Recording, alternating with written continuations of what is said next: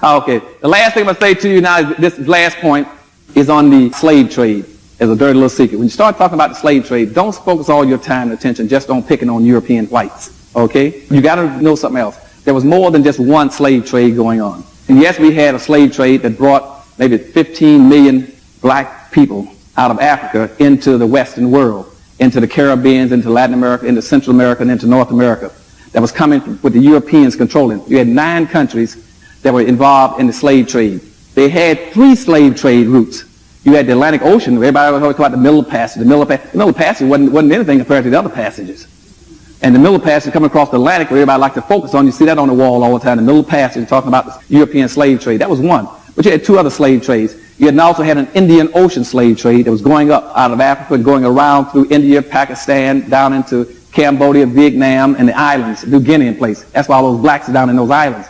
That's why all these Indians you see in this country that are darker than you all are, most of you in here, and they call themselves whites. They came out of the Indian Ocean. That's why you go through all those Pakistani Indians that are dark-skinned, and the Cambodians, the Vietnamese. They had an Indian slave trade going around that way. And the other one was going right up through the Central, and that was called the Arab slave trade. But in all these slave trades, the primary producer and procurer for slavery were basically Arabs. You need to know that. I know it might hurt some of your feelings. I'm going to tell you, but Arabs, you cannot jump on whites and start talking about reparations from whites in Europe unless you also start talking about reparations from the Arabs. Okay? You got to get them to... And instead of when they start talking about oil wells, you all start saying, oh, those oil wells coming out of Iraq, they need to be coming to black folk in America. Okay? Arabs started enslaving black folks starting again. Initially, they started going into Africa in about 765 A.D., but then when Musa made his mission to Mecca in the 12th century, when he was over Ghana and the Songhe Empire, he took his big trade mission into Mecca. At that time, he was throwing gold all along the streets. And the Arabs got very interested in going into Africa to try to find where all this gold was coming from. And they started in the 1200s trying to take over Africa to get hold of all this gold and resources that blacks had in Africa. They didn't do it for over 100-some years. They finally did it in the 1400s with the fall of Timbuktu. They took over Timbuktu, Arabs took it over. So Arabs have been enslaving black folk. They were the initial enslavers of black folk for 1,300 years. They have enslaved over 13 million black folk, and the Arabs are still enslaving black folk in Sudan, Ethiopia, and Mauritania. Okay?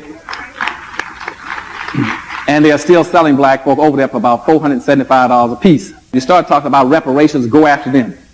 Go after them. You should be going after them first. Whites couldn't get into Africa, and the Arabs went in there and brought blacks to the beaches and to the oceans. Now you start talking about, yes, but we had some black Indian chiefs that were selling black. Yes, they were. But those, they were not selling because they were black. They were selling because they converted over to Islam. That was the difference. They were selling for religious reasons because Islam says that a Muslim cannot enslave another Muslim. So anybody who was not Muslim was being enslaved. And they started pulling those blacks up through the Middle East into the Arab slave trade. They were pulling them up there so fast, and the 2 things they wanted. They were looking for young black girls between the ages of 10 and 15, and back during the slavery period, and they were making concubines. And they're still using a lot of that now. They're breaking them in, and at the same time, they were reducing black men to being what? That's right, eunuchs. They were castrating black men. In Basra one time, I found something like about 28,000 black men that had been castrated. They castrated the black men during slavery, during the slavery period, so they could use them in their homes as domestic servants, or as guards over the harem to watch their women, but to make sure those black men did not indulge in any sex. Within the Arab women, they castrated and neutered them, and they put them into the army, into the military.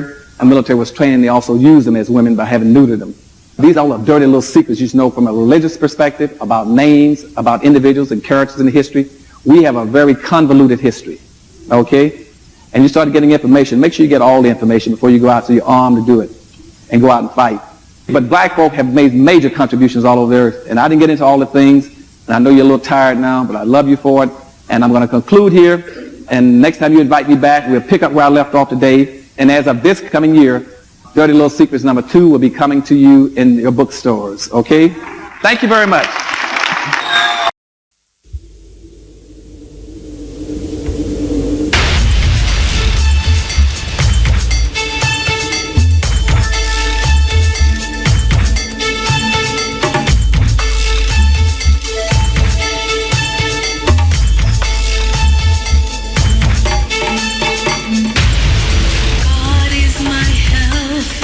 And my strength, so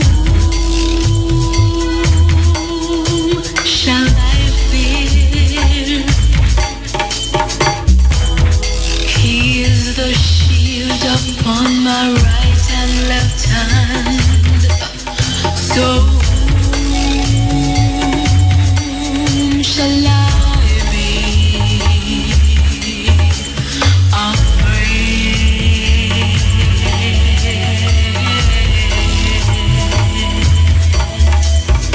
God is my keeper.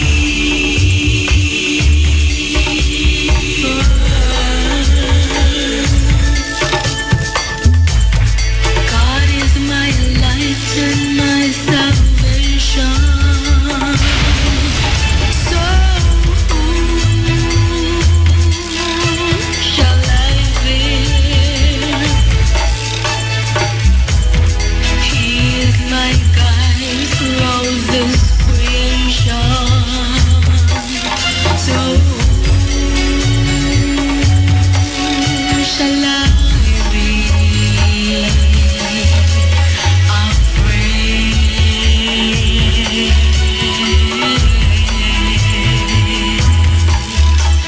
God is my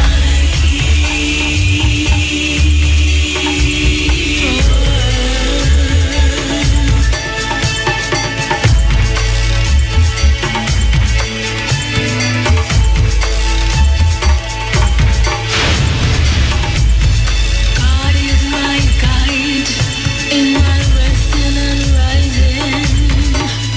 So whom shall I fear? He is my guide when I step out and forward in. So whom shall I be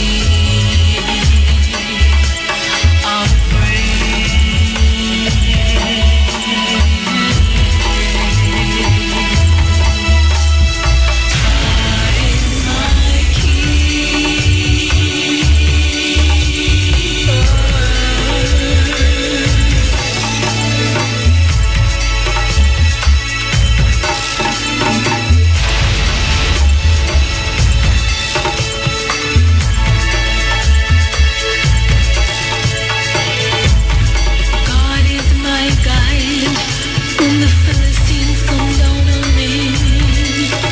So shall I fear? He is my guide when my enemies come to devour me. So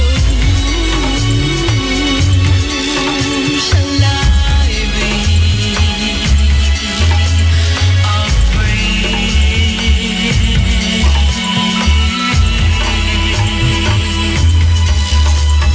God is my key. R.E.F.M. Thought-provoking, always smoking. Lyrics like a bazooka. You are listening to Mutabaruka. Yo, check 1 2, check 1 2.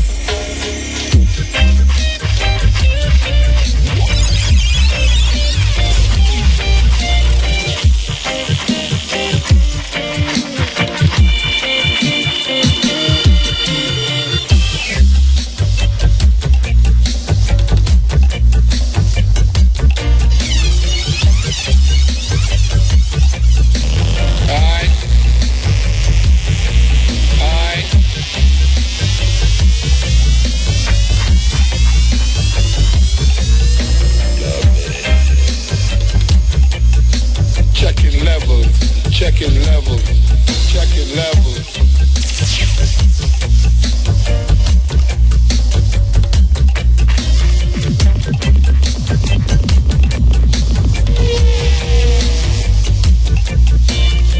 Check 1 2, check 1 2.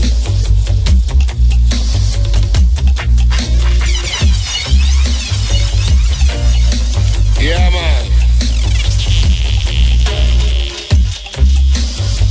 That sound irie. That sound irie.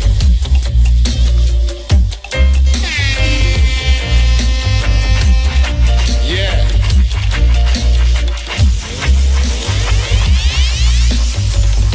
Drive it, little more. drive it little more. Yeah.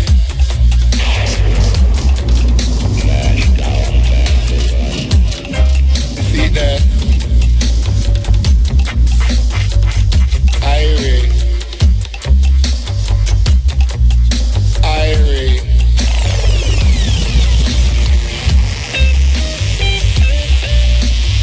Check 1, 2. Check 1, 2.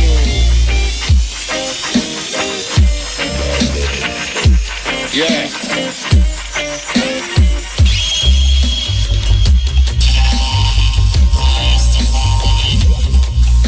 Believe that. Ever living, ever sure. Check 1, 2. Check 1, 2. Check 1, 2. Check 1, 2.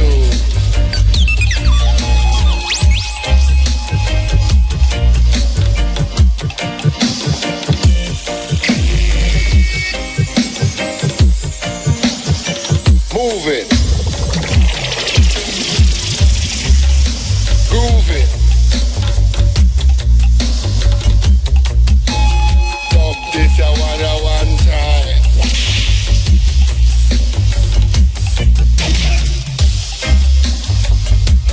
Time.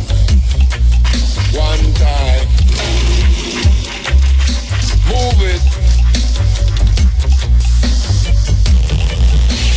Dub this a one time. Yard style, you know. Check 1, 2.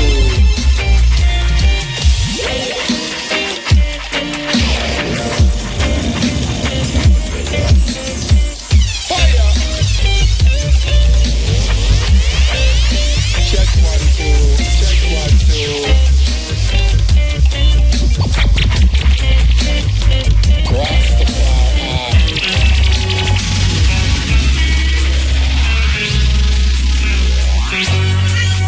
R.E.F.M. Thought-provoking, always smoking. Lyrics like a bazooka. You are listening to Mutabaruka. Things getting rougher every day. Higher up they got to go. No matter what men say, the rich getting richer every day. Up before the rising sun. Catch a bus or you'll have to run. 'Cause if you let you know you feel, no getting through that door. But try to find you with a little play. Get over. Get over. Get over.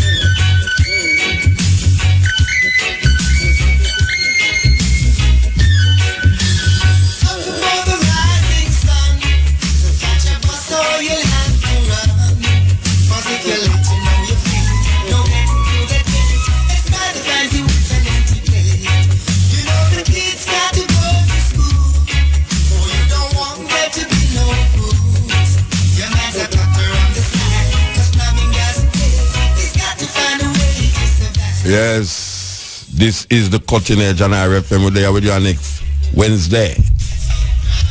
You're listening to Ikong. Yes, Ikong, may I tell you, Ghetto Cry. Long time brethren from them longer Iowa there. Ikong.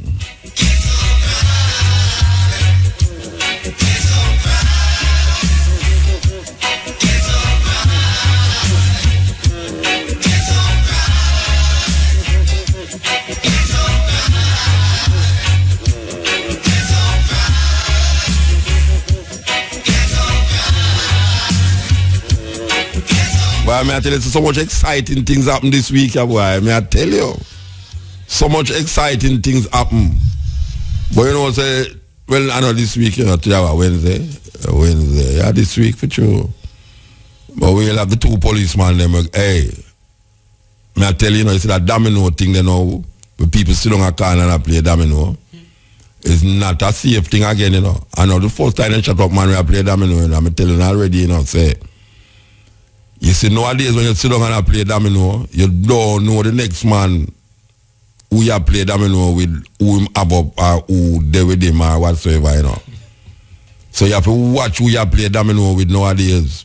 As a matter of fact, you could have you know, like when you go to visa office and them question you. For you and a man sit down and play domino, you have to go ask him, when friend there, when friend them name, what kind of business him in and all them something there, because this domino thing up on the street side and up on the road side, it a cause enough man to get injured and dead too. I don't know as we are going, boy. May I tell you? Some simple little things now in a Jamaica not safe again. Simple little things. A pastime like domino now, you have to go start watch. You could have to get all watchman when you play domino nowadays. What a terrible thing. I come to zap the culture vulture. I am the culture vulture. I eat fufu rasta, suck them dry. Survive. Sure might speak. Purity speak. Purity speak. Righteousness speak. Stress, go to hell, stress. I say stress, go to hell. Go to hell, stress. Stress, go to hell. Unarrested stress. Go to hell, bad luck. Go to hell, bad luck. Greedy luck and feeble luck. Go to hell. Go to hell. Spirit speak.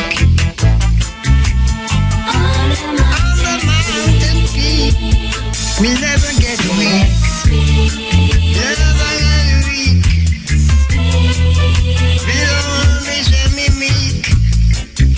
Just all the meek, for they shall inherit the kingdom of God, kingdom of God. The music of Jah, Rastafari speak. Understand the mountain peak, and all the wicked get weak. Weak, old bitches weak. Old bitches weak. Adam, Madam, Saddam get weak. Saddam get weak. Rastafari speak. Adam get weak. Rastafari speak.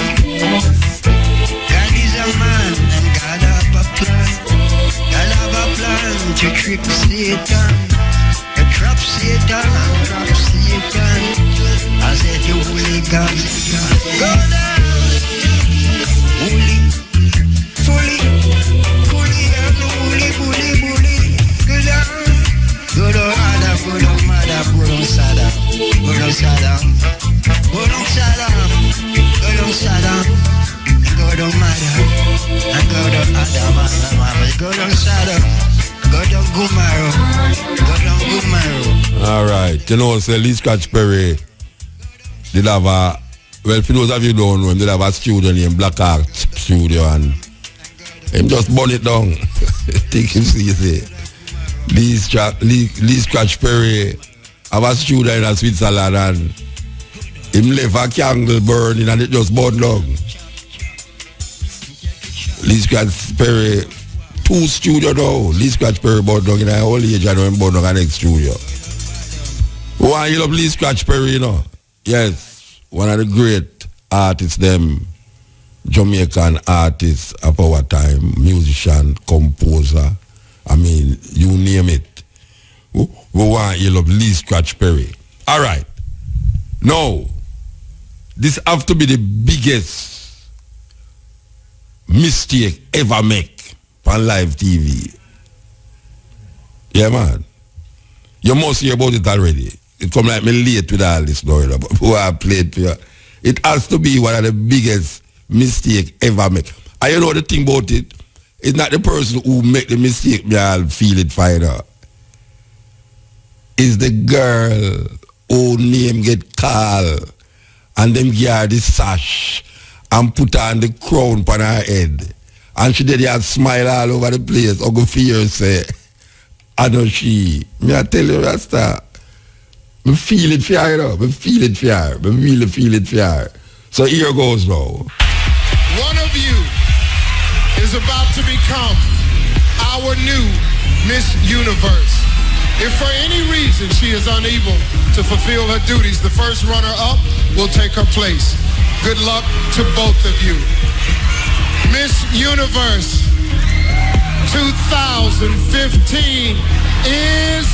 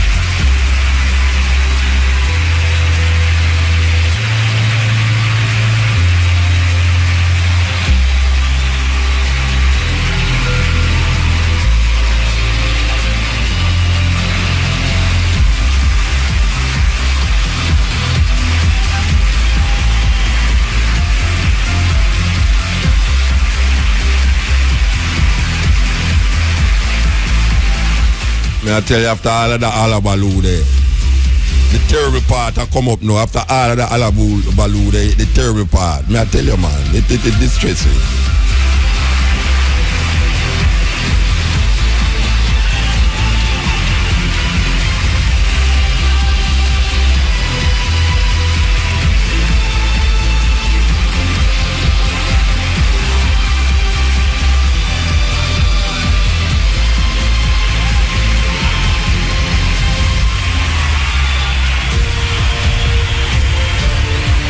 Okay, folks.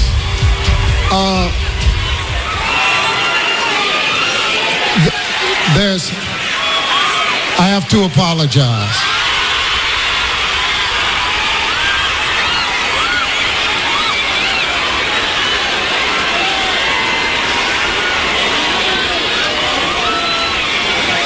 The first runner-up is Colombia. Continent with Mutabaruka. We are listening to the ornaments. You know here. Continent. The end. The end. Continent.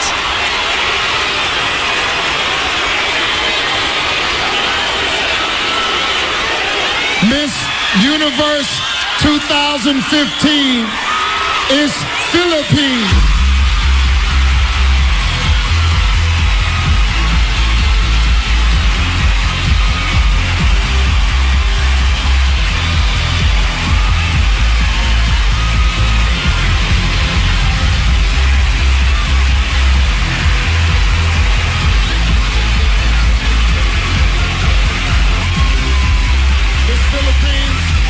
Your first walk as Miss Universe.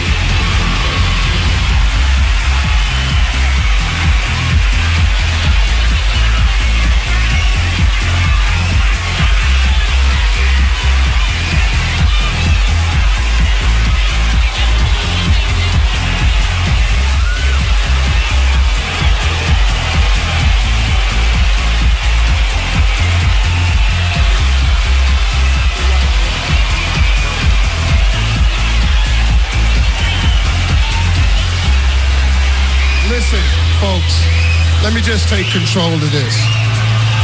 This is exactly what's on the card. I will take responsibility for this.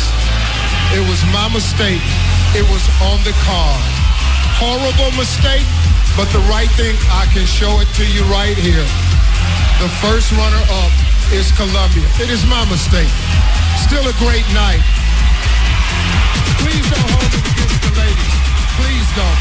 We feel so badly, but it's still a great night. Thank you all. May I tell you, Laura, that have to go down as one of the biggest mix-up and bungle on live TV. May I tell you, I don't know Steve Harvey ever live out. I wonder why. May I tell you, can you imagine the millions of people that watch and them call out your name and then put on the crown for your head and you stand up there and smile with your teeth and my grin all over the place. Only for you and the man come and say, oh, I'm sorry, it is not you that win. You want to the other that win, the Miss Filipino man, you know. She try to figure out this way, what the hell I go around there, she look left, look right, look center, look. She try to figure out this way I go on, but I tell you, I'm sorry for the daughter. I tell you, I'm sorry for you. I don't even know her, but I'm sorry for you. It don't even make no difference to me, but I'm sorry for you. You know, after I done watch that, I'm still going to eat my dinner, but I'm sorry for you. I'm really sorry for you, Rasta. I don't know. And then Steve Harvey, I don't know if I'm going to live through that. I don't know how I'm going to live through that, boy. What a terrible mistake, that. A terrible mistake. How he could have made such a mistake? Anyway, click it. Yeah, by the way, speaking of the Miss Universe, we hear that the sister who went for Jamaica did use some poetry by my poetry and Damien, put them together and do a dance to it. And I really love to see the dance still. Yeah, I love to see the dance. Anyway, we really appreciate that still. Really appreciate that. Okay, here we go.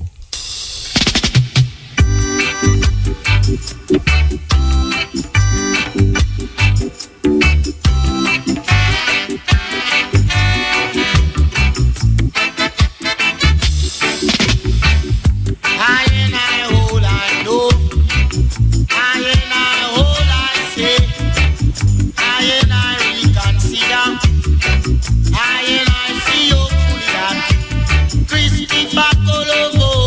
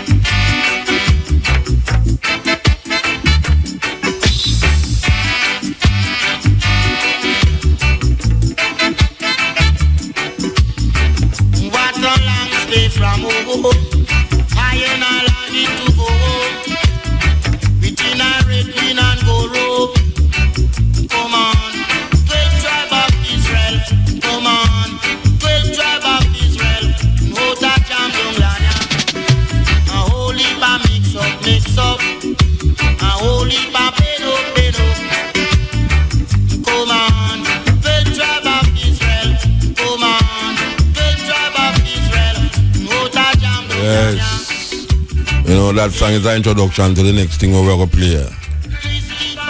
That song is an introduction to the next thing that we're going to play. This is The Cutting Edge on RFM.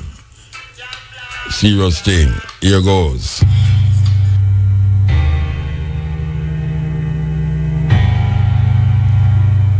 Christopher Columbus was not the first to discover the Americas, nor was he the first to realize that the earth is round. He was the first, however, in other exploits, namely genocide and the transatlantic slave trade. In 1492, Columbus discovered the Americas when he landed in Haiti and several islands in the Caribbean. The Arawak Indians inhabited these islands.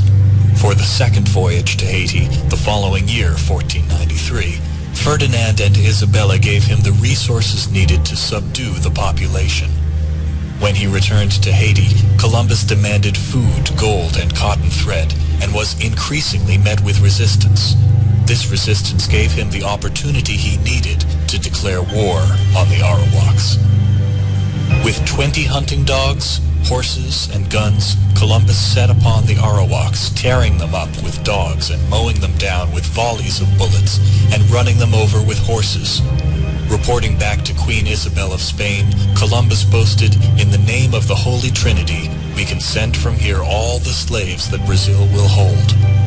The Spaniards hunted Indians for sport and murdered them for dog food.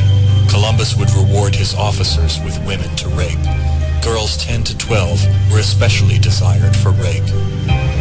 Columbus and the Spanish won the war, and over 3 million Arawaks were killed in the genocide. They completely robbed the land of its gold. This is the truth about Columbus that's not recorded in your history books. On the other hand, most Americans know today is Columbus Day, at least in 47 states, although Hawaii has renamed it Discoverers Day after the original Polynesians who populated that island thousands of years ago. South Dakota calls it Native American Day, and Alaska just ignores it like they kind of do everything. But what we're really celebrating today is Taino Genocide Day, the day when Christopher Columbus began to wipe out an entire indigenous population in a way that would even make Pol Pot blush. In 1492, Columbus was on a manic hunt for gold when he set sail and eventually landed on a small island off the coast of North and South America, an island today named Hispaniola, which is split between the nations of Haiti and the Dominican Republic. As Columbus wrote in a letter to the King and Queen of Spain, "Gold is most excellent. Gold constitutes treasure. And he who has it does all he wants in the world and can even lift souls up to paradise." But when he landed in what he called the New World, there wasn't much gold to be found. But he did find something he thought was just as good as gold: people, who, in Columbus's mind, would make great slaves. So he wrote to the Spanish monarchs, "They are well built, with good bodies and handsome features. They do not bear arms and do not know them, for I showed them a sword, and they took it by the edge and cut themselves out of ignorance. They have no iron. Their spears are made of cane. They would make fine servants. With 50 men, we could subject them all and make them do whatever we want. And here there are so many of these slaves. Although they are living things, they are as good as gold." What Columbus did to the island and the tragedy he brought to the native population there has been largely erased by time and replaced by a glorified story of a bold explorer who set out to change the planet. In reality, though, as a result of what we've learned from writings by Christopher Columbus's own men, he raped, pillaged, enslaved, and slaughtered people just to get rich. Not exactly the type of guy worthy of a Main Street parade. One of Columbus's crewmen, Miguel Queno, described the scene when Columbus first arrived in Hispaniola for the second time, and thousands of Tainos, or what were referred to as Indians, came out to greet the ships. Queno wrote, "When our caravels were to leave for Spain, we gathered 1,600 male and female persons of these Indians. For those who remained, we let it be known to the Spaniards in the vicinity that anyone who wanted to take some of them could do so to the amount desired, which was done." Queno went on to write that he took his own sex slave, a beautiful teenage girl who, in his words, quote, "resisted with all her strength," quote, end quote, leaving him no other choice but to, quote, thrash her mercilessly and rape her, end quote. And when Columbus's men did good work, Columbus routinely presented them with their very own sex slaves. But that was just the beginning. Columbus eventually started up a global child sex slave trade, exporting Indians all around the world, as he bragged to a friend in a letter written in 1500. 100 castellanos, as the Spanish coin, are as easily obtained for a woman as for a farm. And it is very general, and there are plenty of dealers who go about looking for girls. Those from 9 to 10 years old are now in demand. Eventually, under Columbus's orders, life for the Taino on their homeland of Hispaniola became so bad that they resorted to mass suicide. As the Spanish missionary Pedro Cordoba noted in 1517, 25 years after Columbus arrived. As a result of the sufferings and hard labor they endured, the Indians choose and have chosen suicide. Occasionally, 100 have committed mass suicide. The women, exhausted by labor, have shunned conception and childbirth. Many, when pregnant, have taken something to abort and have aborted. Others, after delivery, have killed their children with their own hands so as not to leave them in such oppressive slavery.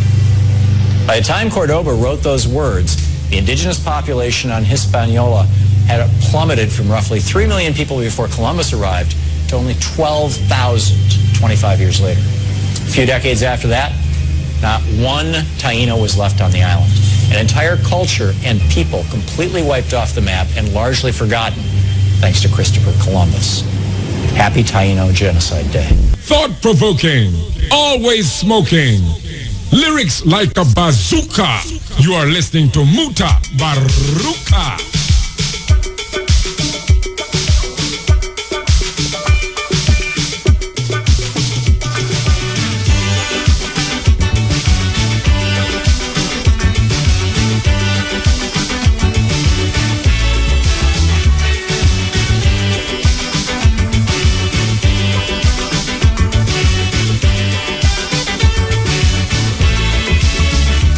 Columbus was a mighty sailor.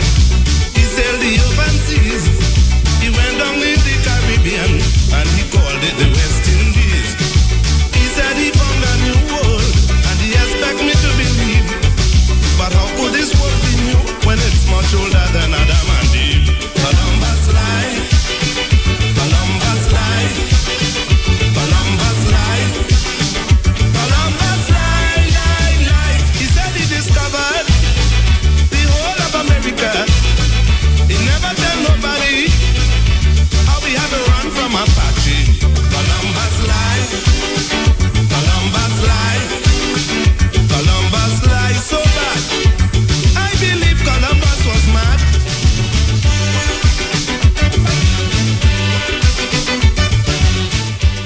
You know, we keep teaching a lot of the lies that has been perpetuated by European scholars and writers. And we have done so much studies and so much investigation to find out that a lot of the things them that we were taught in school. And so it go. Now, instead of introducing our newfound information and new factual information, we feel like say we just nonchalant, we just go about where we didn't know already, or where we did think we know. How can a people gather information that has been tested and proven to be fact, to be true, and continue down the same road, the same line road for years and years and years and keep teaching our children the same lies that has been perpetuated for centuries? It's time we stop it. It's time we rewrite the history of indigenous people and what was done to them. You know, there's an African proverb that say, when the hunter kill the lion is seen as just a hunter. When the lion kill the hunter, the lion is seen as a savage beast. Can you imagine when the lion start to tell his own story? Because the hunter encroach up on his habitat. With a gun, him come, trying to make a trophy of the lion. And so many lions were killed. And the hunter was praised for his trophies. But when one lion decide that him not take no more, him going to go kill the hunter, the lion is seen as a savage beast. What a day when the lion write his own story. We should have started write our own story. Because most of the things them that them tell we is them make it up. Or them make it up. And even them themselves, they have people who are sympathetic and know that what they were taught in history books in Europe, after they themselves start to investigate, them realize, but no go so. And if you should look at all the movies that was made as it relates to non-white people, you will see that most of the depiction of these non-white people is either they are stupid or they are savages. Yes. If you look at the movies that was made, even at the black and white movie days, when they never have color, most of these movies depict people of color, as they are called, as either savages or just plain downright stupid. Children in the United States learned that Christopher Columbus discovered America in 1492. But since there were already millions of people living on the American continents when he arrived, what is Columbus's real importance in history? This video will show what really happened during his voyages between two worlds and how they helped shape the world we know today. In 1451, Columbus was born in the Republic of Genoa. There he began his sailing career, but in 1477 he was hired as a merchant mariner for King John II of Portugal. Portugal was gaining power on the seas, colonizing Atlantic islands and establishing trade with African kingdoms. By the 1480s, they found out the Indian Ocean was on the other side of Africa. This discovery gave them a fast and cheap trade route to the rich goods of Asia. During Portugal's rise in power, a group of European scholars thought the Earth was smaller than what was previously believed. This meant one could reach Asia by sailing west. Because of the newly invented printing press, Columbus read about these recent theories and was enthralled with the idea of sailing west for riches. He tried to get funding for an expedition from Portugal, but King John didn't believe in the small Earth theory. He then tried in France, England, and Spain with no luck until 1492 when the Spanish sovereigns, Ferdinand and Isabella, decided to help fund 3 ships for a voyage. They saw Columbus as a means to compete against Portugal's success. The Nina, Pinta, and Santa Maria set sail on August 3, 1492. After a stop on Gran Canaria, the rest of the trip took 5 weeks. On October 12th, land was spotted. It was an island, and at dawn, Columbus went ashore. Because he believed in the small Earth theory, Columbus thought he was near Japan.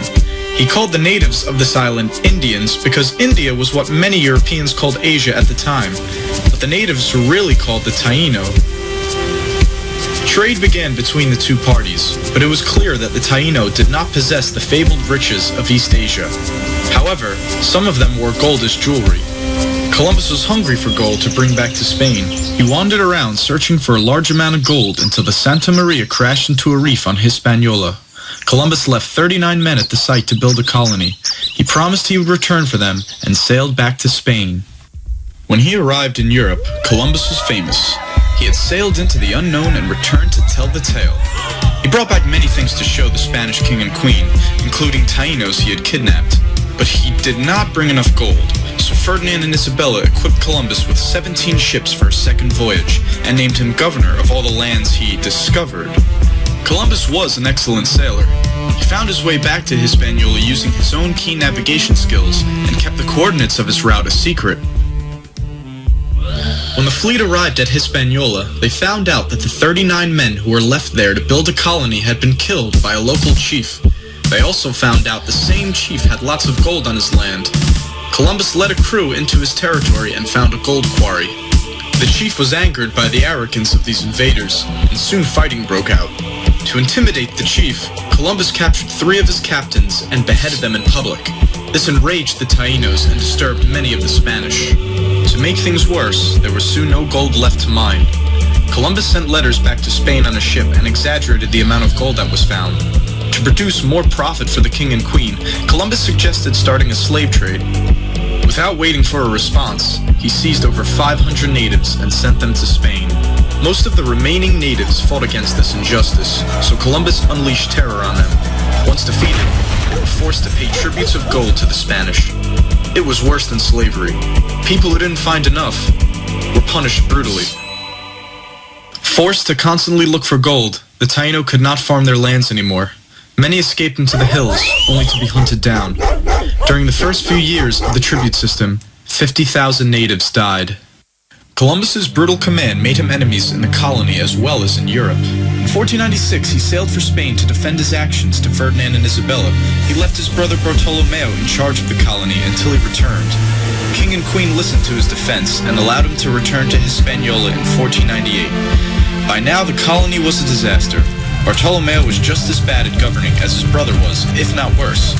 A rebellion had begun among the Spanish, and soon the king and queen sent a royal investigator to assess the situation. He put the Columbus brothers on trial. They were found guilty of numerous crimes against both the Spanish and the natives. The brothers were arrested and sent back to Spain. Christopher Columbus was no longer in charge of the New World.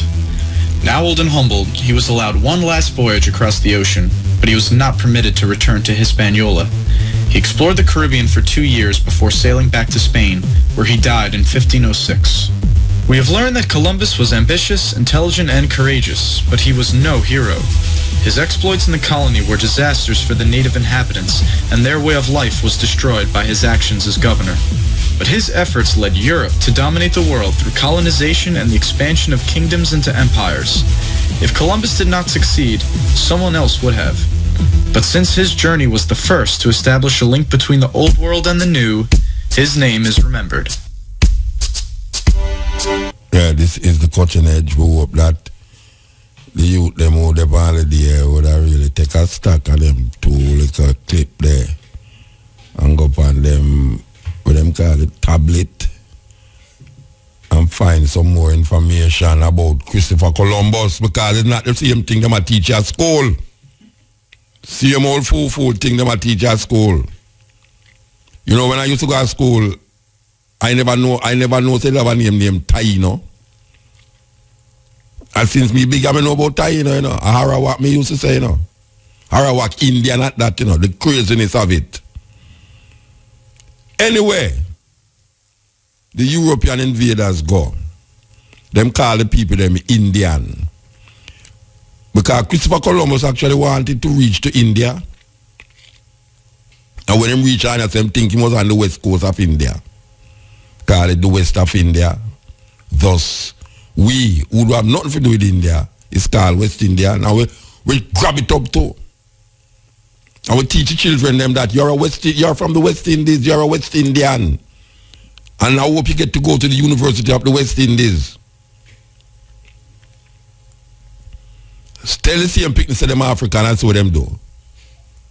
Tell the same people say, you know, say it's Africa. Me not Africa, me never go to Africa yet. But you're a West Indian and you never been to India. You never been to East Indian, West India, North of India, or South of India. But you appreciate it when people say you're a West Indian.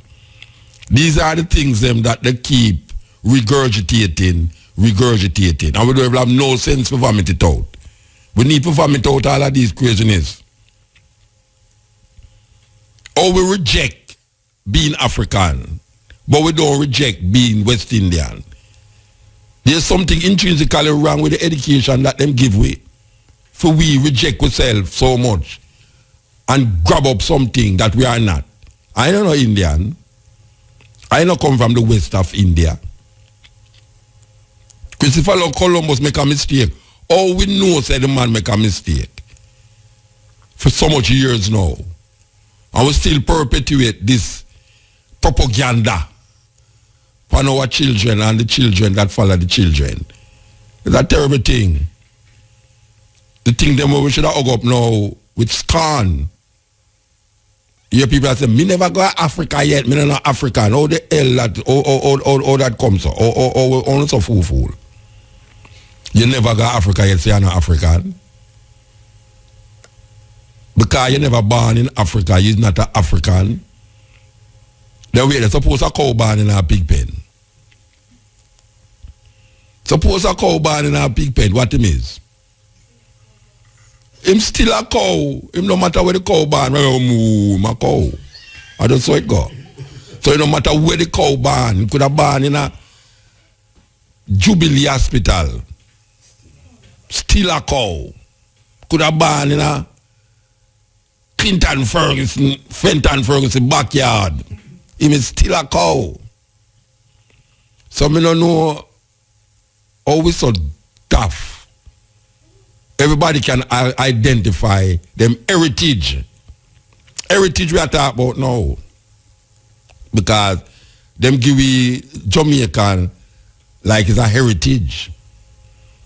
You know, Jamaica have culture. We develop a Jamaican cultural expression here, but our heritage is Africa. We have African heritage, just like all the Chinese, them have heritage. Them not left out them heritage. Heritage connected to land. Original land. Your ancestral land. But them have we. So 500 years of Columbus, you know, so me go to my bed, I have nightmare about Columbus. Me think about Columbus till me I'll get up and write poem about Columbus and what Columbus said to me in a dream. So I want to play this poem here when me write years ago about me and Columbus I discuss and Columbus I tell me these things. I make sure I write it down.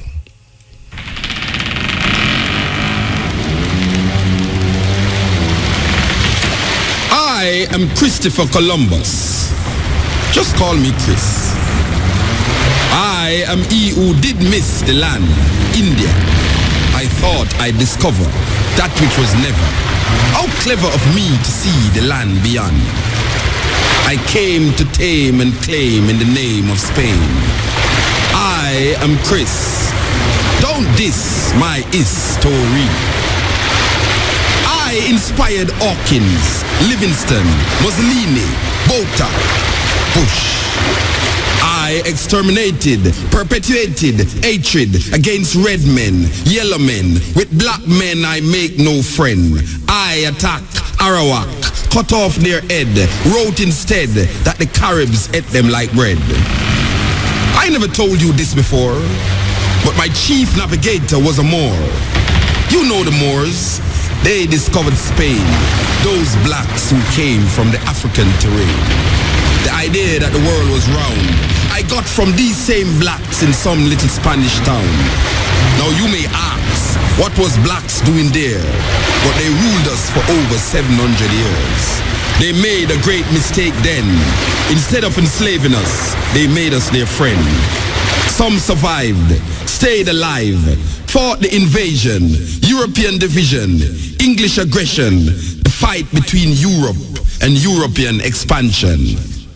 I wrote your history for you. Did not tell you true. Not all black men came as slaves. Listen, you will know the truth in the waves that brought the ships. Lips lie to keep intact oppression of black skin. A sin, a myth. I am Chris. The church perched on the opportunity to spread the religion of the dead. Through misconception, the assumption that this world was new. The wind blew us to save the earth from beasts like men. Friend, I am not. Blot out the spot who claim they are men like us. I am Christopher Columbus. I gave Europe power over all the earth. 500 years of your blood, sweat, and tears. Now you celebrate. Recreate your death. Let the glasses touch with the blood of your fathers and mothers. Give a toast. Oast my arrival. You're dying, my survival. The land is still mine. The Pope is still the divine. Yes, drink your own blood. Call it wine. Nothing in the pages of my history will blot out your misery. You shall celebrate my victory. Your children praise me. I am their only history. I am Christopher Columbus. I died, but you made me live. Give me the sea once more. Let me discover you again. The stain, my father's son's rule. Fool, you celebrate my coming. I will not go, not from your mind. Restore me for all to see. Keepers of life, shepherds of my people. Lead them to the altar of lies. Your ancestors' cries will not be heard. Word after word, pages of history written. The victims are once more bitten. 1492 to you, the beginning of Western world democracy. 1492 to me, the beginning of white supremacy.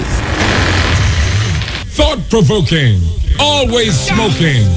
Lyrics like a bazooka. You are listening to Mutabaruka. Oh Lord God Almighty, grant me all privilege. You see, I have to overcome all the wicked. Them and them false things. I have no white God. Don't teach me anything wrong. Who the white God save me from white man oppression? I have no white God.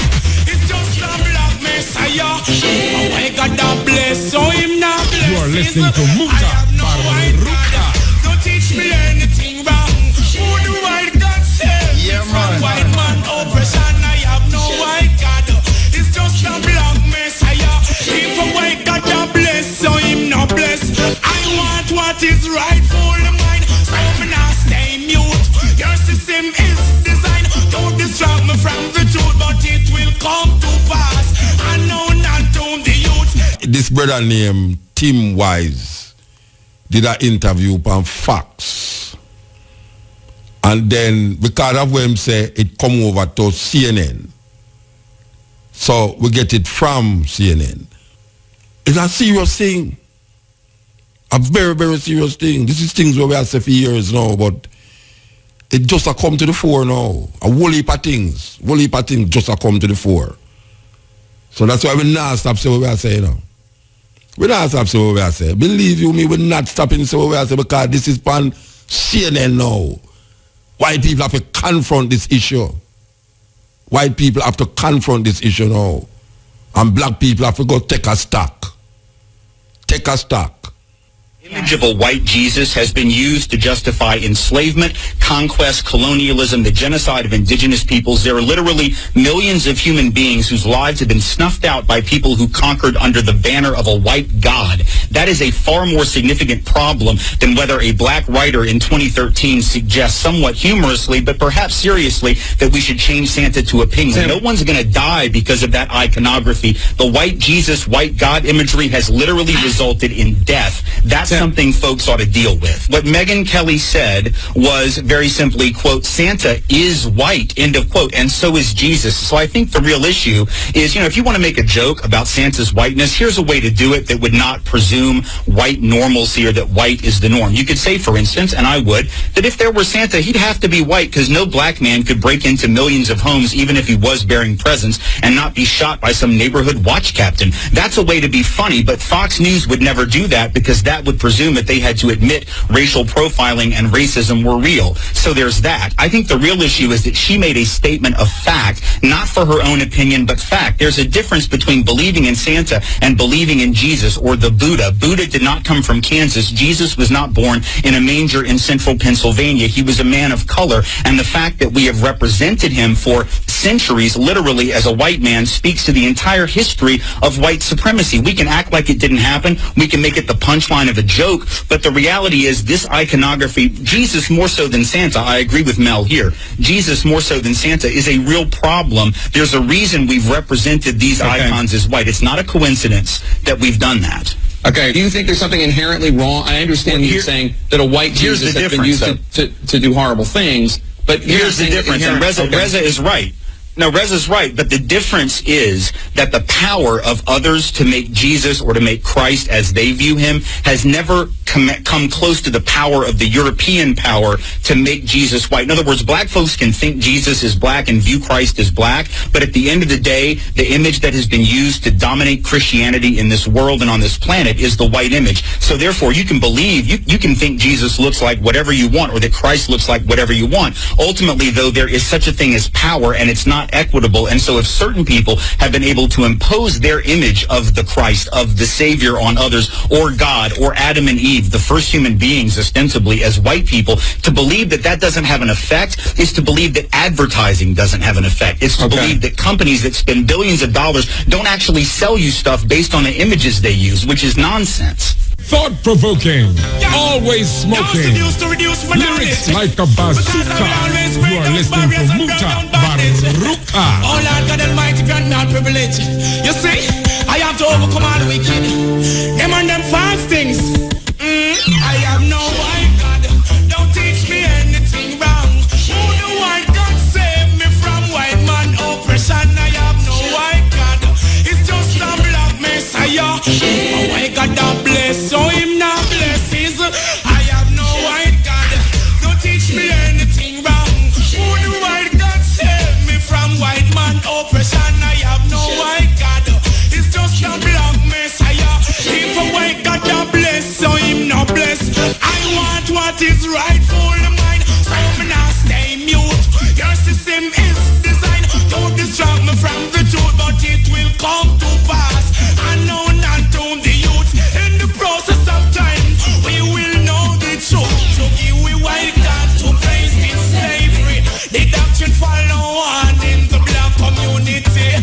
The black messiah you try to shield with fantasy, but we not gonna make you destroy the love with luxury. That's why you have to touch so I have no place in Babylon. As I go, they make me victim of their unjust action. Oh God, I won't be conquered in this region. Oh yes, I have to stand and go strong. Don't tell me off your white God. Don't teach me anything wrong. Who the white God save me from white man oppress? I am no white God. It's just a black messiah. A white God that bless you, him not bless. Oh, me face contact with anger. Can't start no right. You know, information.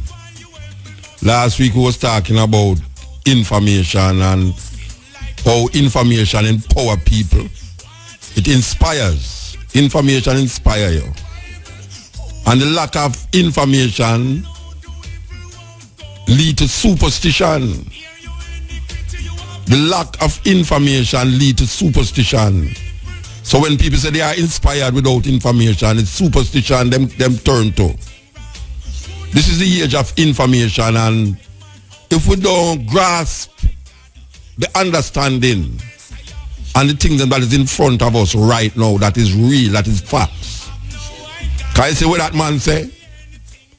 If we are a normal person, should just know automatically. But because it's so embedded inside our way, it's very difficult to talk to black people. Black people may I deal with now. It's very difficult to talk to black people about things of this nature. That it totally make a difference to them. Even though them not think about it, make a difference in them life and how them view and them perception of life. Some people so seriously embedded in the the European understanding and idea of them religious belief. That it's like you're a criminal if you show them something else.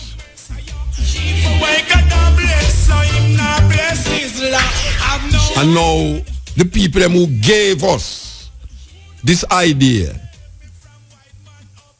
is now saying, but look here, make us stop and think about this thing, you know. It affect we too, you know. White supremacy don't affect black people, it affect white people. And if we continue night, and we keep doing the same thing the same way all the while, expecting a different result, it's not what happen. And in all sphere of our life, all aspects of our life, you have a man named Neely Fuller. Him talk about the 10 different things that bring about this strength, this power of white supremacy. 10 different things. He mentioned education, he mentioned sex, economy, politics, so much of them. And if we don't confront them, really, we have to go either like racism. You see, in America, because them never deal with racism on a level openly, on them television and on them talk shows. You see, since Obama, racism has gone, racist attack, not even racist attack has gone up many folds since Obama is president. This next year, them 8 year, I think. Racist attack has gone up many folds. Them refuse to men talk about it. Them refuse to confront it. People say, oh, well, you know what I mean, like black, white, there's no difference in color. I think that no color this and no color that. We're all one and we're all human beings and all these things. And if you look on the disparity between the different races, how can we keep saying that? His Majesty give us a warning, His Majesty give us a warning, and probably still have to give us a warning, to say, until, and we keep repeating it, We keep repeating it. His Majesty say, until the philosophy that all one race superior and another inferior, which is a serious thing. Because His Majesty, those settings, him choosing words, him say, until the philosophy that all one race superior and the other inferior. What is that philosophy? We have to examine that philosophy. We have to examine that philosophy. Because we have now, you have African people, black people. Of course now, when them hear people like me defend Africa now, them say, if we are Africa, we run up and down naked same way. That is what them think. You have black people who think that. If we there Africa, would have run up and down naked same way. I mean, really. If we know, sister, there's a philosophy that all one race superior and the other inferior, then we're blind. If we think so, we're gone past the hurdle there already. We do? We are push our head in the sun and feel say the whole body get hide like the ostrich. Push him neck in the sun and feel say him hide. Him not hide. The whole of him body out of the angle made in the sun. And that is where reach we. Because we don't understand that there is something out there that is numbing us, binding us. That even though individuals might sometimes look like them progressing, but as a group, as a nation, as a body of people, we still at the bottom of the ladder. as a body of people, we still down there, so. And we can't wake up. Because we feel so we're not asleep and we get so complacent and passive. And we get so blissful in our ignorance that we just accept the things them. Someone come and show you say, but watch you now. Alright, look how Christmas come now. You realize Santa Claus get more promotion now than Jesus Christ? Check it. Check all the people them look on the road with them red and white hat like idiot. Black people are walk around the place with this little dunce hat hang over them neck. I wish I go today. I told them I go. When I go, some I go, and this is like a official office. The girl in a nice suit and pan her head with this red and white hat, this red and white clad something. I mean, I say, what look you now? How them get to do that? How them get to do that? How them get to represent part of them story that them conjure up and make up in a Europe and make it filter down into some people that have nothing to do, no relationship with nothing with them I deal with them I say. How is it now that Santa Claus takes center stage in a Christmas than Jesus Christ? Because please say our Jesus Christ was the center of this thing, yeah? But not at all the things that me see all over the place, afloat all over the place. Me not see nothing in relationship to how the people that move, behave, I think. It's parties and fashion and shows and days and rail and all these things. Santa Claus. One company that brings Santa Claus. No, I tell you that stuff. I tell you, it's rough.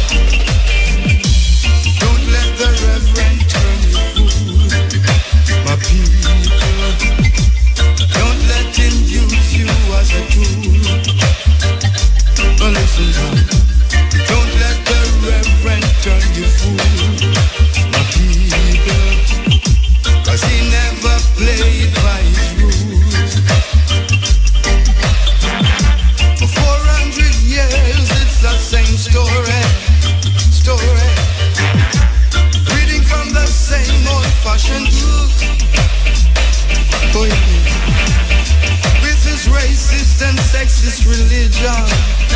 Breeding a generation of crooks. Oh, listen now. No.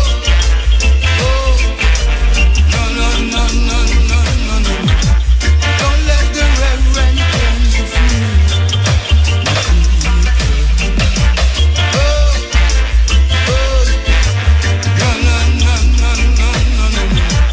Don't let them use you. All hail to Mama Africa. Our love shall never dissolve. Africa, there she is. Can never hide.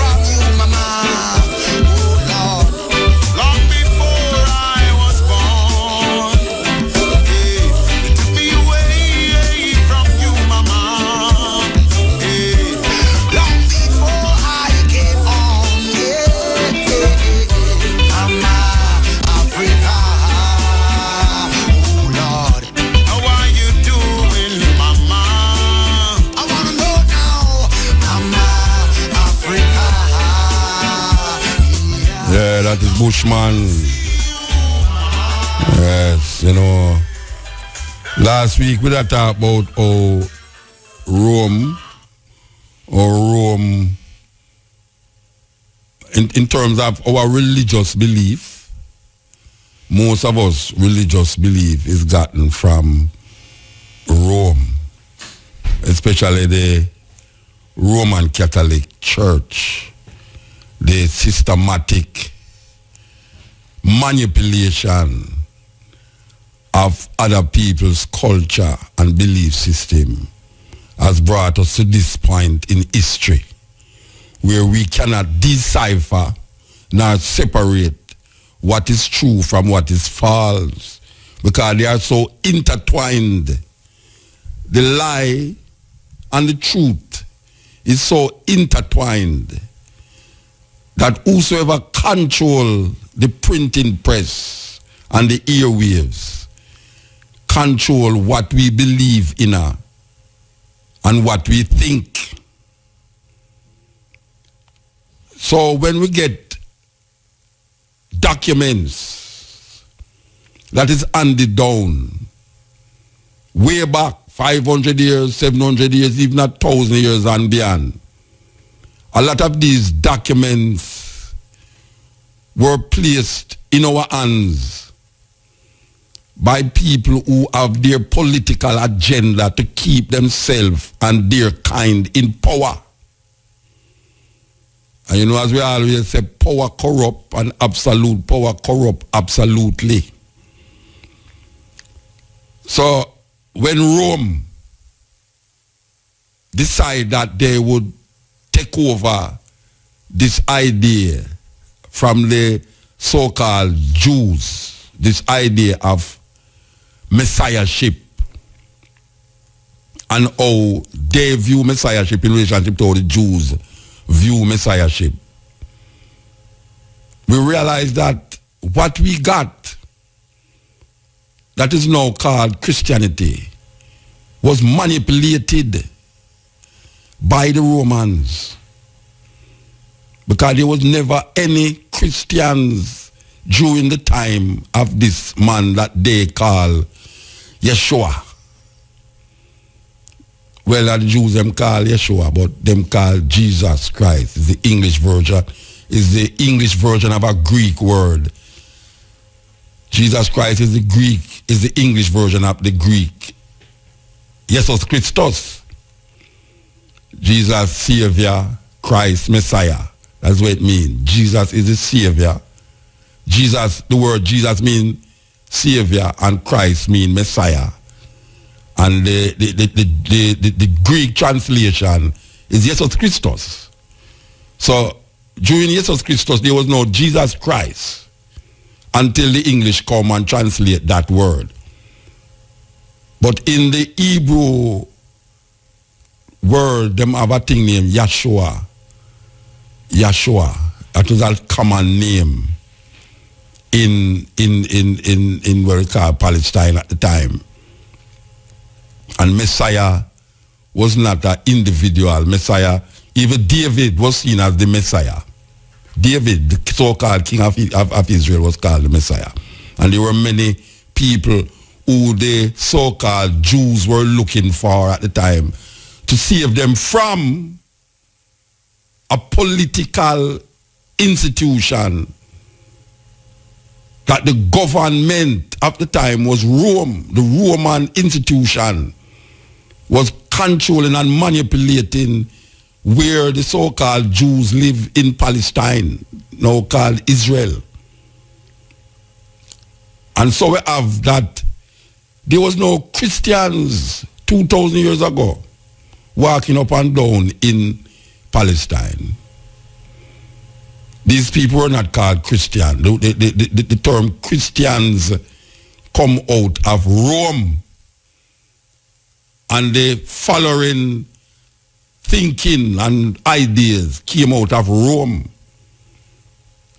What they did was to manipulate, because these people who them talk about in Israel, these so-called Jews, was fighting against the Romans, because the Romans destroy them temple and destroy everything that was Jewish and take a whole heap of them artifacts, just like the normal Europeans do all the while when they go into other people's land. They take away the artifacts, take away the books, carry it, go to Europe, transform it, twist it round, turn it round, and make it become their thing.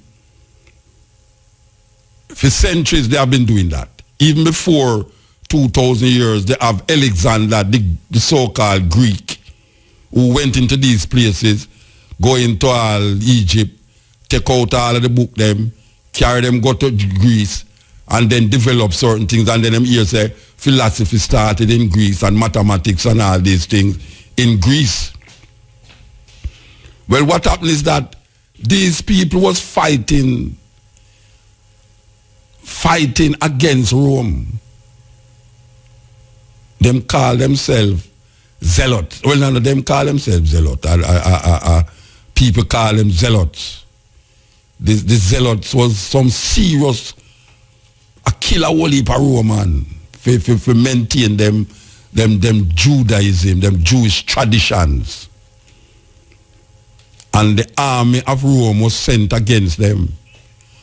Now, why we bring up that, is because they said is that we have succumbed to the idea that the New Testament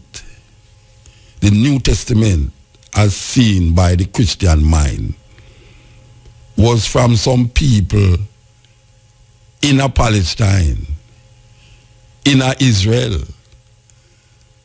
But on further investigation and information, we realize that when you look upon how them structured, for instance, the Gospels according to what them call Gospels, nobody don't know who write them. Them put some name upon it, named Matthew, Mark, Luke, and John, but nobody don't know if it's for fact that is some man named Matthew, Mark, Luke, and John. And as a matter of fact, when you really check it, and people don't like it when we talk them here, but it's serious and very important in the scheme of things and how we now view ourselves as a people. And if a man give you a book and him tell you, say, some man where used to follow a man named Jesus Christ write the book, like Matthew, Mark, Luke, and John. Now, the first time the New Testament was written, it was written in Greek. Now, unless you're a highly educated Jew, you don't know Greek. It's like, for instance, now, when I used to go to school, at Sunday school, Them tell me, say, is Matthew, who was one of the disciples of Jesus, right Matthew? And for years we are going with that information, say the Matthew who follow Jesus are him right Matthew. And the fisherman, I remember say, appeared ghetto people, Jesus used to walk with, I can't tell them a show, And some educated man, and some normal fisherman, beggar man and all, thief, Jesus used to spar with. Because them man, they decide to them go pick up arms against Rome and just take back them land and take back them culture, including the man with them call Jesus. So them call him revolutionary. It was no pacifist, it was not some little man with us, turn at the cheek and this and that. Them now follow them thing there, And some man will take up arms and take up sword and take them fork and this and hijack and shoot and kill Romans if you take back them land. Them have no education like how you hear all certain people attack. So when I say this, may I say, if some normal man used to follow Jesus who wasn't so really educated, like some fisherman, where the hell these man know Greek from? For go write a book in Greek.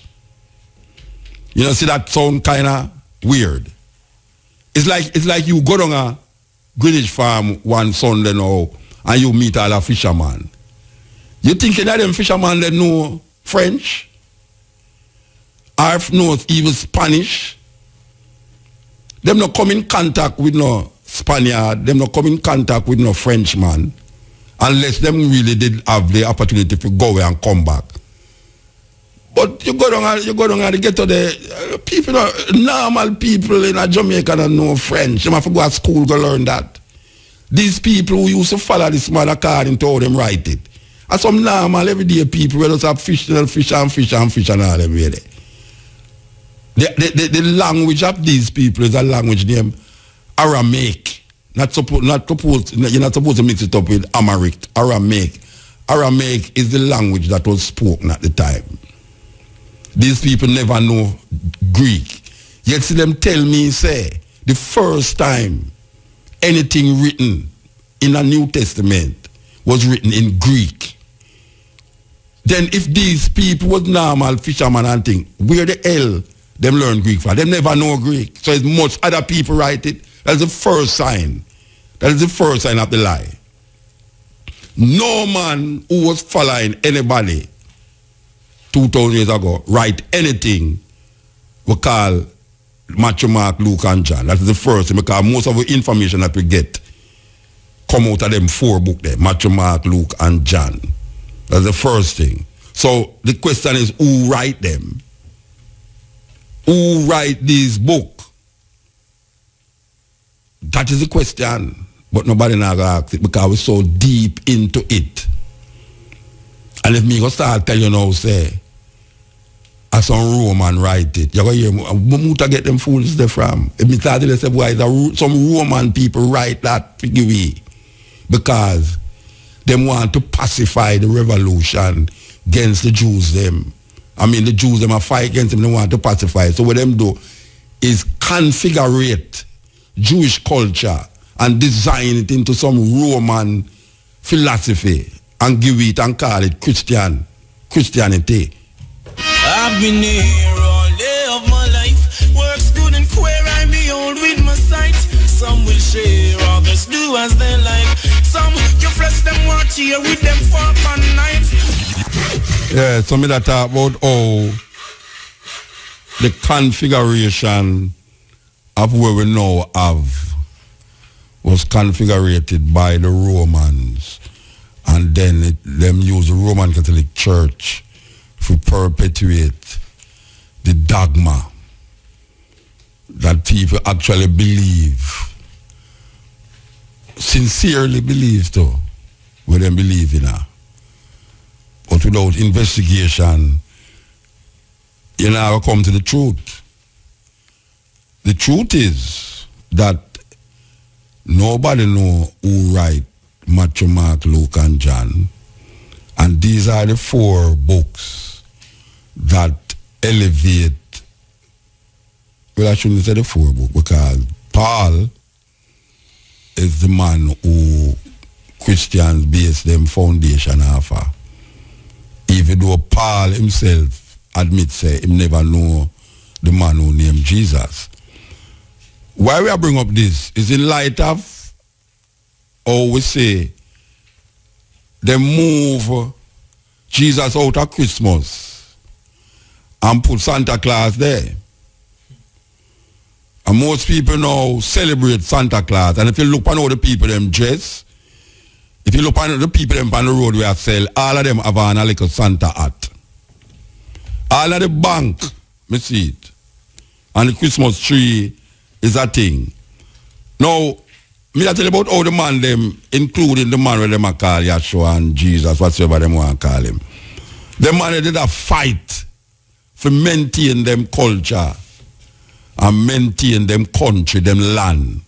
And Rome come in there and mash down the city, tear down the city, and kill off a whole heap of them, even though after that, them still did have some little speckles of man who decides them now give up and still did a kill certain Roman. What the man them do is use the Jewish ideas and thinking and carry it go Rome. Now I want you to go do some investigation and know because I now go talk about this the whole night just so now. There's a man named Josephus. I don't know how you pronounce it, Josephus. Josephus, yes, Josephus. Now, you know, says only in the Bible you hear anything about Jesus Christ. There's no other way Jesus Christ mentioned except this man named Josephus. But here what the thing with Josephus now. Josephus was a Jew, but he was also a Roman. Or we get that? Just like Paul. Paul was a Jew, but he also was a Roman. He was a Roman citizen. But the thing with Josephus is that, and you can't go look for him, I think a Josephus, Josephus. The thing with Josephus, as opposed to all Paul and them people there, is that Josephus was a man who was so entwined with the Roman ways that the emperor at the time accepted him in as one of the family because him start to give away the Jews them, him own people them who used to have fight against the Romans, which was the Jews. Him as a what them call them, Pharisees, he'd have the Sadducees and the Pharisees, he was a Pharisee. Him who was one of them man who was supposed to have fight against the Roman Empire. Him sell out the Jews them and start to come for the Roman them to the point where them give him a name. And this is where you want to go find out, no. The Flavians. Flavians, Flavians. I don't know if I spell it right neither, because I talk from no paper yet, so now I made it come. Everything. I want you to go investigate a family named the Flavians, because the emperor who did wipe out, who did overcome the lay waste, the temple them, the temples in Jerusalem was that emperor named Titus, Titus, Titus Flavian, or Flavian Titus. And that family, that Flavian family, including, which was before Constantine, because Constantine was part of that family too. He was Flavian Constantine. The same Constantine that called up all of the bishop them and tell them, say, look here, we have to come to a decision about how we are going to go forward with this thing, what them call Christianity. We have to make a decision. He was part of that family, Emperor Constantine. So, I want you look that evil Josephus, this Jew, was engraved into the family, the Flavian family. And him was a well-educated person. Him was a man who could write in a Greek and write in his own language, Aramaic and all these things. But here the thing now. There's no other way outside the Bible except for this man named Josephus that this man named Jesus Christ come up in her. But guess what now? This man was so conniving and so backbiting with them people them that people say, I know him actually write that. Like them put in the part, just like how them put in the last part of Mark. The original Mark never have the last chapter them in it, the last verse them in it, and them add that in there in a later date. People are say, this man him sell out the Jew them so much and go up on the side of the Roman them that him become no family, them call him Flavian Josephus, or Josephus Flavian. I don't know which part them put the name. It has the last or first. But there was a family, and Titus was made, at least Titus' father was made a god, because I know the Caesars them used to call him, made them god. Julius Caesar was known as a god, and Julius Caesar was long before Jesus Christ. That is in the BC, before the common era, BCE. You did have Julius Caesar, where Julia make a name after, and then after Julius Caesar you have Augustus Caesar, where August come after, and then you have a next Caesar named Caligula. Terrible emperor that. Terrible emperor, Caligula. And then you have Claudius. I think Claudius was in at the time now when they talk about Jesus. And then you have Titus. Titus was the man, the terrible man now. But Titus did have a father. Why I give thanks to my mother. Believe you, oh, my mother dead. When my mother dead, April, yes, my mother dead April. When I thought them things, I remember my mother so much. Believe you me. You did have Titus, Emperor Titus, and his father, because Julius Caesar demand that him be worshipped as a deity, you know. Yes, I saw the idea of emperors being God. It's not Rasta bring up that, you know. When you hear Rasta say Haile Selassie is God, you know, it's not the first time that ever come in our history, you know. The pharaohs in Egypt was recognized, you know, as God, you know. Them say elect of God. That means when the pharaoh please the people, them, he's elevated to a deity. The thing with the Romans, them now, is that the people, them don't elevate them to deity, you know. They make themselves become deities. They demand that the people worship them. Like Julius Caesar, Augustus Caesar, and we'll go up and tell you about Titus' father was made a god. So Titus was the son of God. When I listen to what we are talking about, you know, Titus was made the son of God. And these Flavians who manipulated the writings of the Jews and started to pacify the Jews, created a man so passive that it never used to fight against the Roman Empire. As a matter of fact, him talk about give unto Caesar what is Caesar's. Him so passive. That was not like how the Jews them did see the Romans, you know. Because the Romans, as a matter of fact, when you hear the Colosseum in a Rome, where them used to say them kill the Christian them, you know. You know which Christian them that kill? It's not Christian them that kill, you know. It's the Jews them.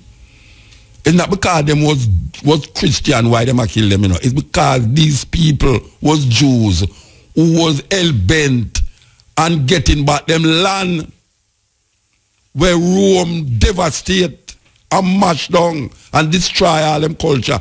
So these people who was in them cultural expression and see for them Yahweh and whatsoever them see it and wait for them Messiah to come, they was carried into this big place in a Rome, the Colosseum, and them make game off of them. Meanwhile, them killing these people, them elevate the empire, the Roman Empire, as a Christian empire. So Rome become a Christian empire under Constantine. Meanwhile, they was killing the so-called Jews, but it's not because they was Christian why they was killing them. They was killing them because they was fighting against Rome. The Jews was fighting against Rome. So meanwhile, them are kill the Jews, so them are rework the writings of the Essenes and the agnostics in a Jerusalem, all of these people who they take to the mountain, take to the hill and run with us, like when Bustamante go down a Montego Bay and I decide to boy, right, no, if Bogil can't hold, if the police station can't hold them, Bogil by one, so the rest of them have to take to the hills and run up and down all over the place to save them life and save them culture. And the same way the Roman them start to hunt down these Jews, to kill them, to take with them land, because them now was a superpower. Them was like America now, superpower. Them was like England at the time, superpower. Them was like Greece. So Rome take over now.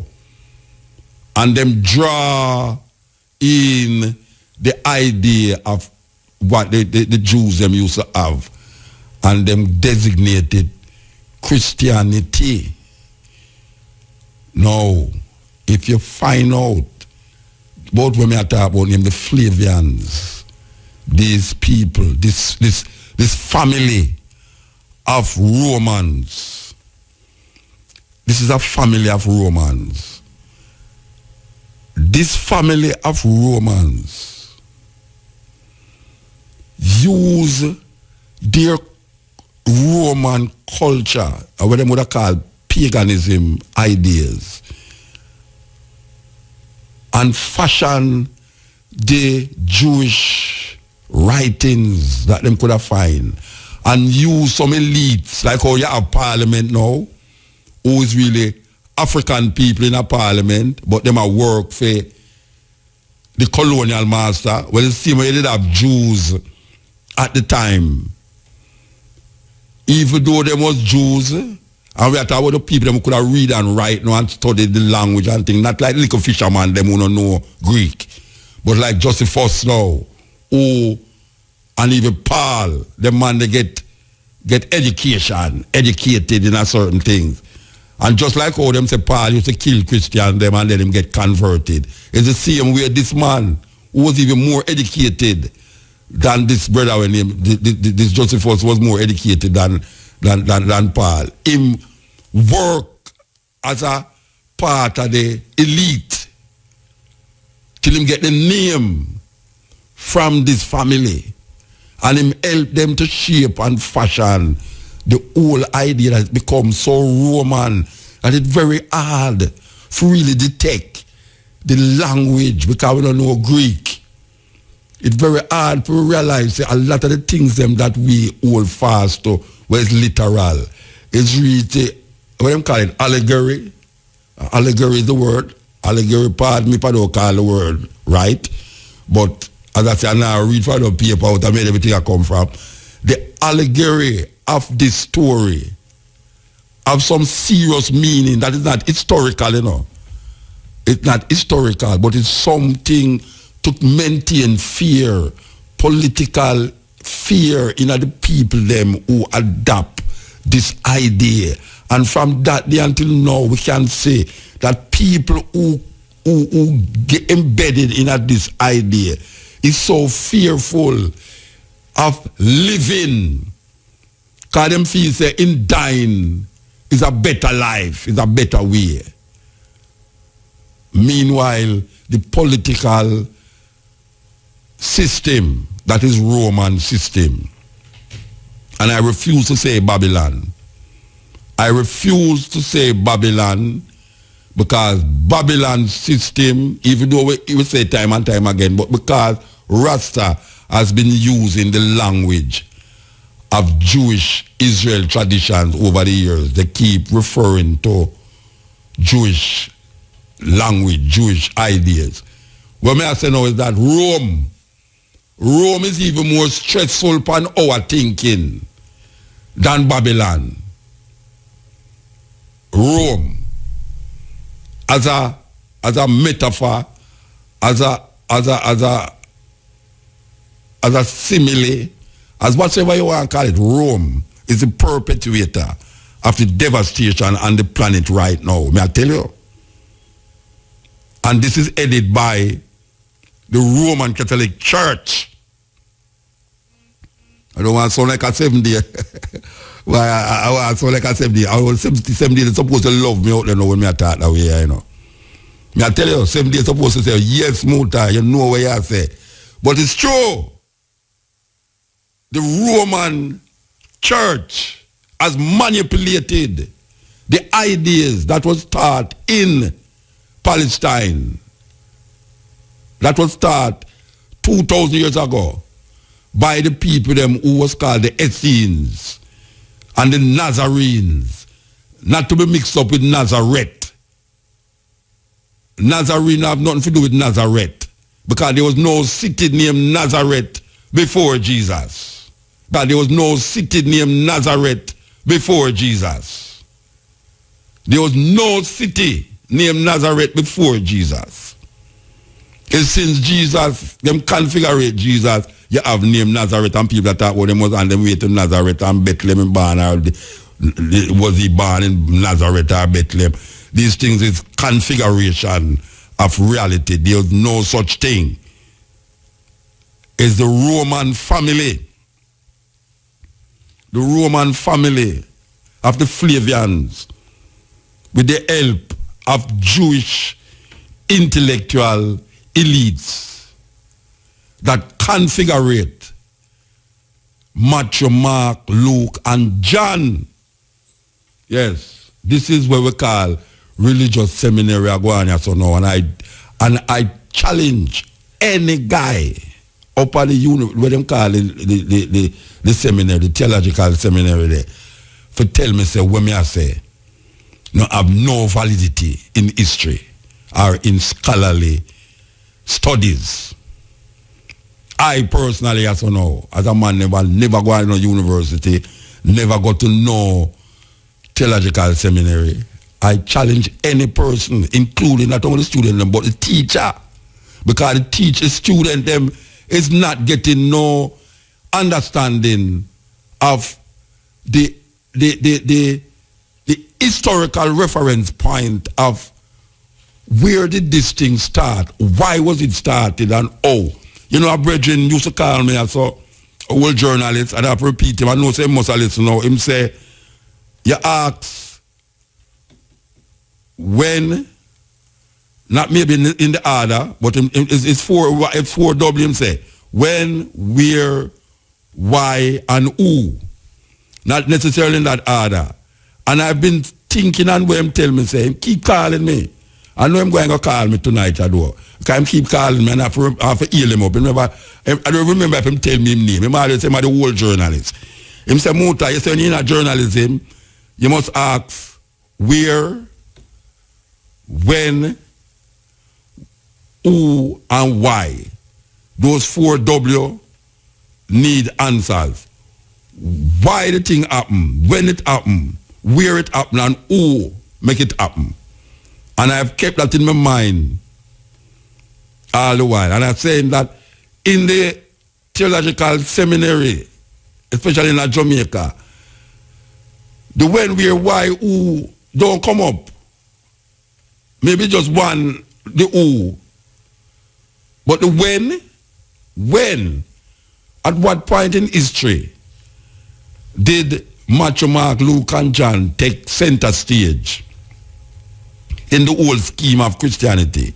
And if Matthew, Mark, Luke, and John is not the authors of this book, of these gospels, then who is the author? And when did it started? And why was it started? And where was it started? You see what I say? When did it start? Who started? Why did it start? And where was it started? These are the questions that we must ask. And then we must now go and dig for the information. Knowledge is power. Knowledge is power. This is the cutting edge on RFM. So, I get the youth them who they probably they work for go up on them tablet now. I want you go look for the name I mentioned a while ago. Flavius. And you go look for Josephus. Flavius, the family of emperors, is a family in a Rome. And Josephus right, he was a soldier actually, according to the information where we get. He was a soldier, and as we say, him sell out the Jews them to the Roman them, and them give him the name Flavius Josephus. But they have Titus Flavor. You have Flavius Constantine. It's a family, and me I put it to the list of them, say, it's them people there manipulate the stories and put it together in a 4-book, Matthew, Mark, Luke, and John, and give you a passive Jewish people that would appear that them never did a fight against Rome. Meanwhile, the Jews them was fighting against Rome because them want back them land. Because land is the basis of power. And them didn't know that. And then them come and devastate the whole of Jerusalem. Them even send some people down there in a later days named the Knights Templar. The Knights Templar went to Jerusalem, kill off all some Muslim too. Murder the Muslim them. And in turn, the same Pope them now, when them did not get too big for them, them pants, the Pope sent out, what the Pope name again? Some innocent Pope. I was Pope innocent. Anyway, I don't remember the name of the Pope, but him sent out against them to kill them off. Because them did not get too big and bold. It's like the Moors in Spain, in Granada, the Moors and the Jews them. After the Moors them give the Spain high culture. After a while, King Ferdinand and Queen Isabella decide, so watch out. We don't want them black people and the Jews them because them not really in line with the Pope. And anybody know we're in line with the Pope is called heretics.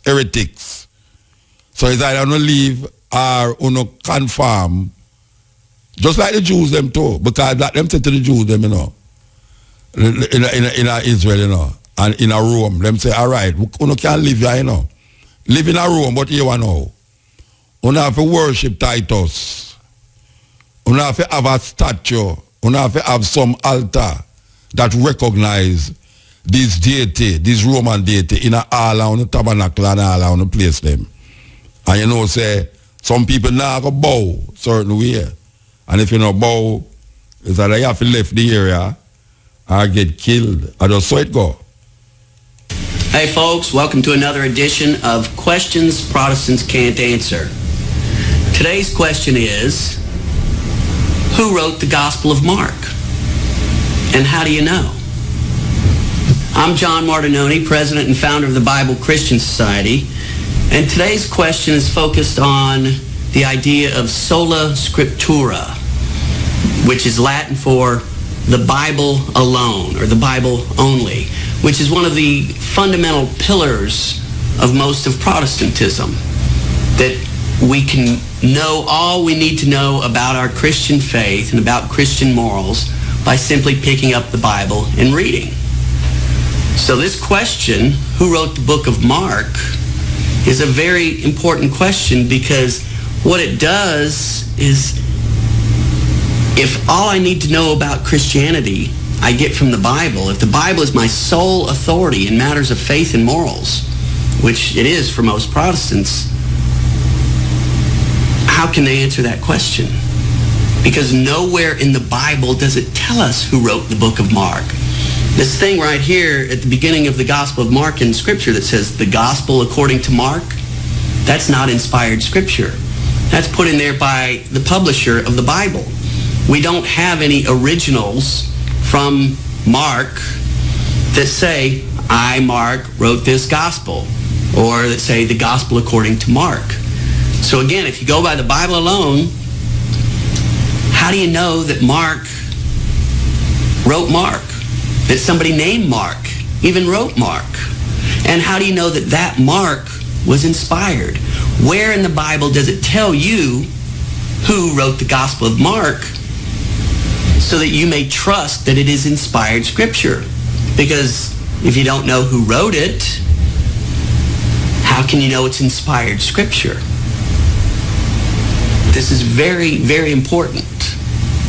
So as Catholics, we need to ask everyone who believes in the Bible alone as their sole rule of faith, who wrote Mark? And if they say Mark, the secretary of Peter and companion of Paul, the next question is, how do you know? Because I read Mark and there's nothing here that says, I, Mark, companion of Peter and Paul, wrote this gospel. Nothing in Luke that tells me, nothing in Paul's letters that tells me who wrote the Gospel of Mark. So what authority are you relying on?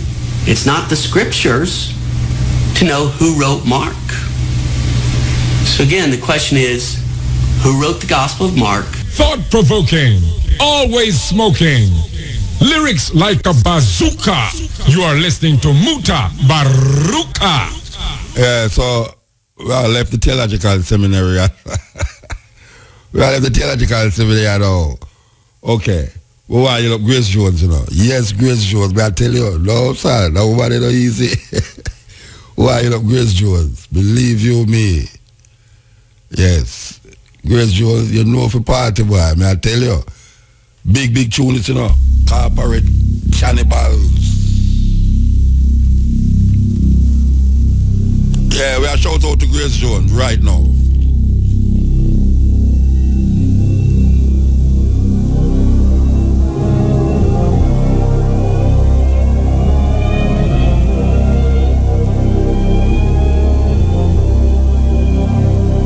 Pleased to meet you.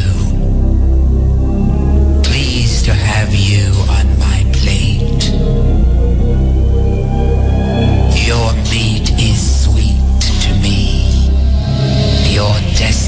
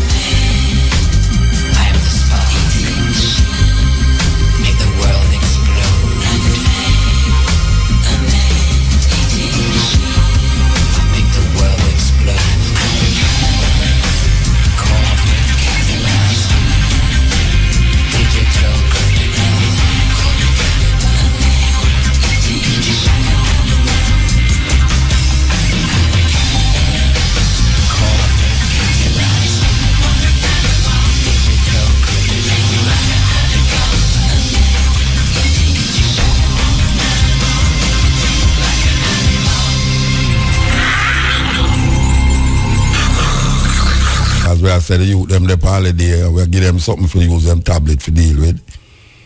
You know, I mean, outside I just games and whatsoever. We give something for search.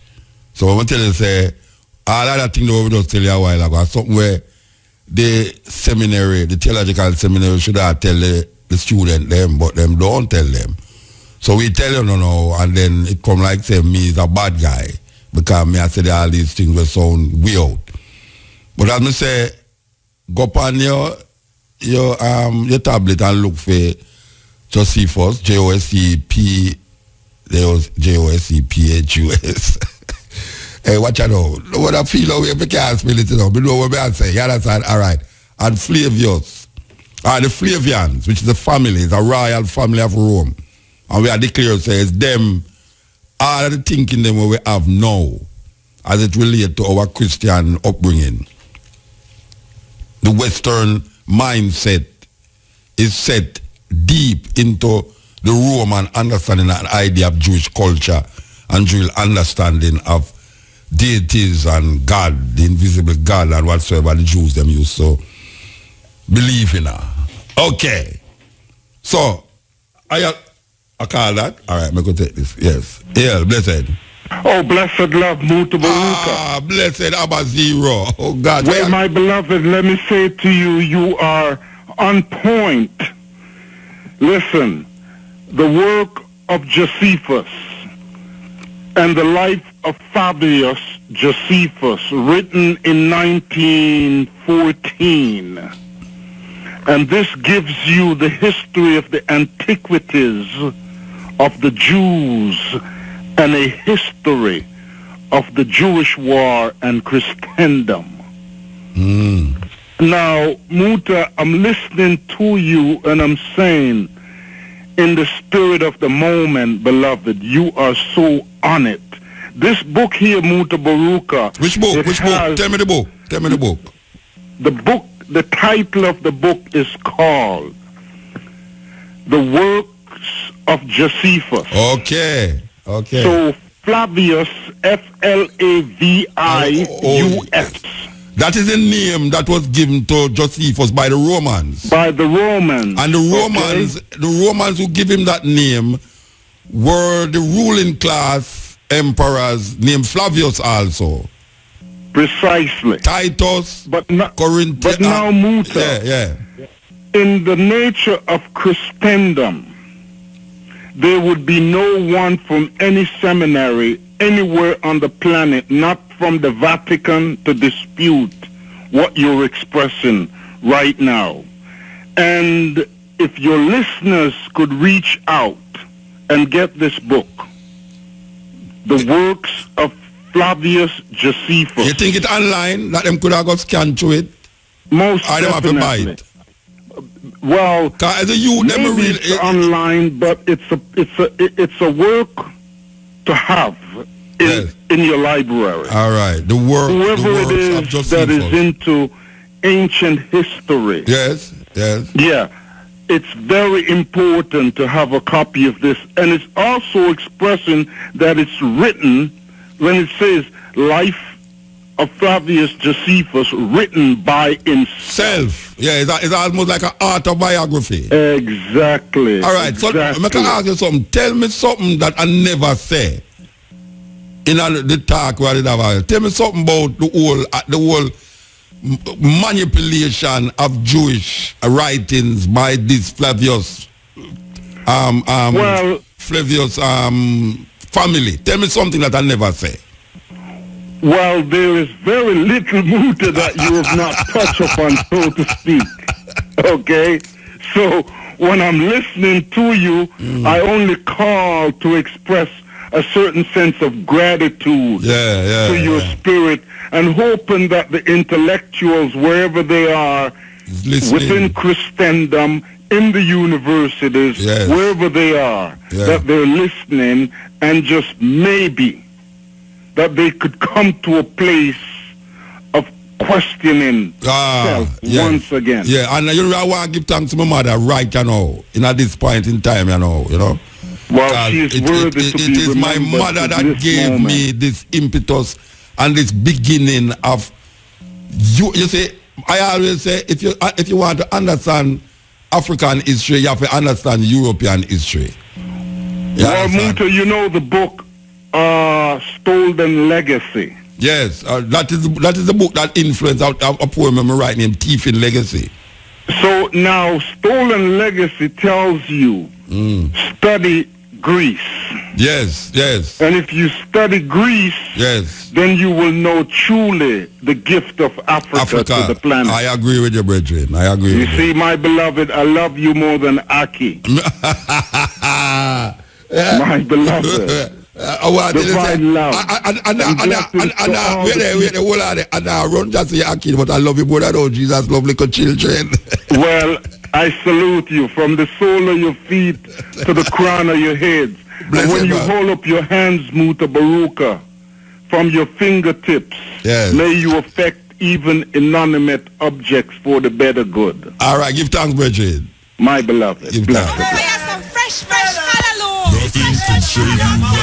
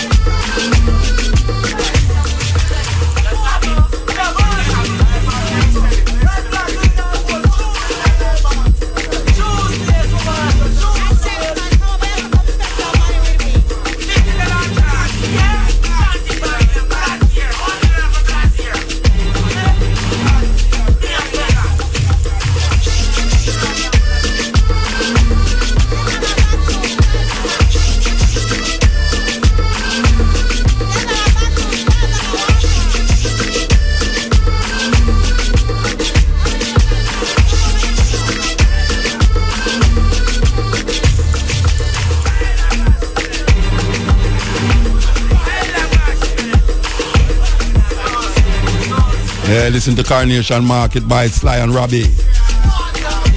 This is the Cutting Edge on RFM. Reaching out to all the youth them with their holiday with them tablet. Knowledge is power.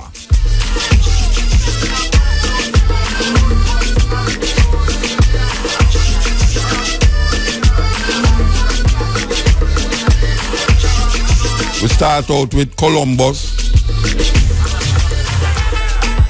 Then we go and talk, tell your brother, we're going to play that by the brother man there now, Team Wise.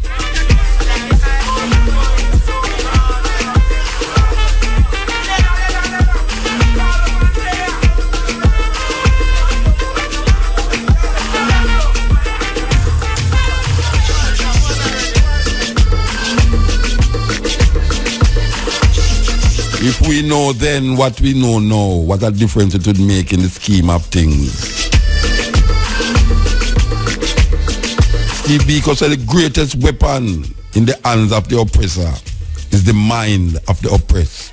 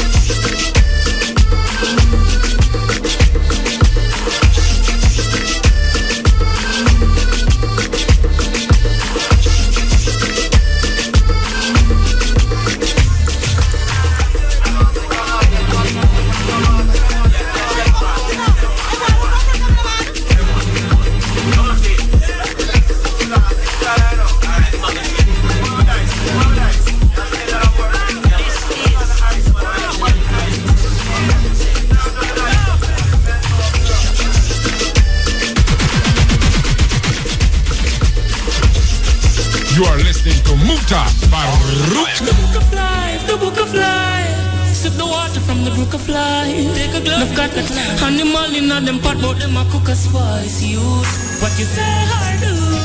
Should be true.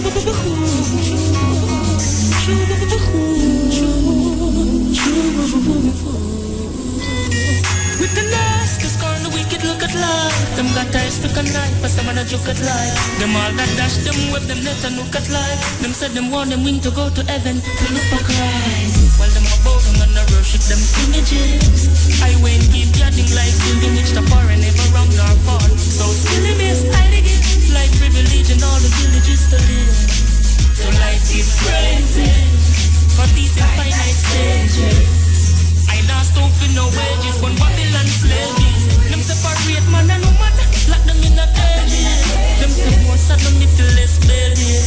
Them some more birth control and abortion for the ladies for ages. The book of life pages. Babylon wants near and tear up. When them saddle me up here, so them come far with despair. Them need to go near, like eyesight or crystal clear. You air, food for the children to share. The youths need love and care. Clothes that someone wear, car with them a stare. House and money make them eye flare and live in fear. They call us squatters, crop they treat us very wrong. Children starving, time so perilous. To be the pagan got bust, show them gluttonous.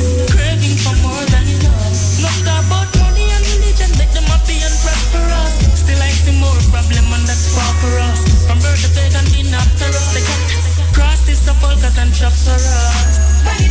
So many gone straight to that tell you Selassie must be lean. Them get tear fish at them. Still gonna kill like patriot. Them get defeat, no fear them weapon or them face it chat. Money man, them stop them liquor sister and them brother girl all. Chop off them father and them mother. Them said them search the sky and said them search Nazareth and said them still can't find Yeshua and Jaja. The book of life, Babylon one hero.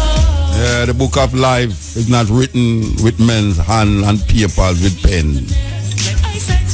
Observation is the key. The book of life. Right in front of you every day. And you refuse to read it. House and money make them eye flare and live in fear. The last is gone, we can look at life. Them got eyes with a knife, but someone and look at life. Them all that dash them, let them whip them all them book at life. Said them want them wing to go to heaven to look for Christ. While them about them and worship them images. Rastafari keep yelling like pilgrimage. He is the first house killing it. Why they give up life privilege in all the villages to live? So life give praises for these infinite stages. Not stupid no wages, but Babylon slaves. Them separate man and woman, lock them in a cages. Them say more sad them middleless babies. Them say more abortion and birth control for the ladies for ages. The book of life pages. Babylon wants smear and tear off. But them sad them me a fear. Sue them from far with despair. Them need to get there. Eyesight a crystal clear. Yeah, spare for the children to share. The youth need love and care. R.E.F.M. Thoughtful cooking, always smoking. Lyrics like a bazooka. You are listening to Mutabaruka. Yeah, listen to the youth them, you know. You think that the youth them now say things, yes. Cutting edge. Bless up yourself, Muta. Blessed. Yeah, man, I zeal from Coffee Piece I come through. Alright. Alright. What I say, see the ones and ones them on the corner. Mm-hmm. And the ones and ones them like me, personally, and I. Mm-hmm. The education system I'm seeing in Jamaica is only set for well, that's, you know, doctrinized, spiritualized, scripturized, or some form of, not just religion system and them system there. The future that of me youth and my grandparents them and little youth and my forward. No presidents no set no we are nothing and if you notice the politician them just keep on a lead we in some wrong direction and yeah, but you make them a lead your brethren. Yeah. No really mean the youth them matter, man. The politician lead the youth them. Me don't kick out that and Rastafari. Yeah, but you have to make the youth them realize that the politician them a lead them. Yeah, but you see, true cause the system where the church and the school and still have them education lock upon them and just pressure them that way there. Yeah. And that me I say, we have to for the future to help elevate them set a youth. Yeah, it's hard to get them. Yeah, but you say, no, because I'm on the radio 20 odd years now, I'm not going to stop until...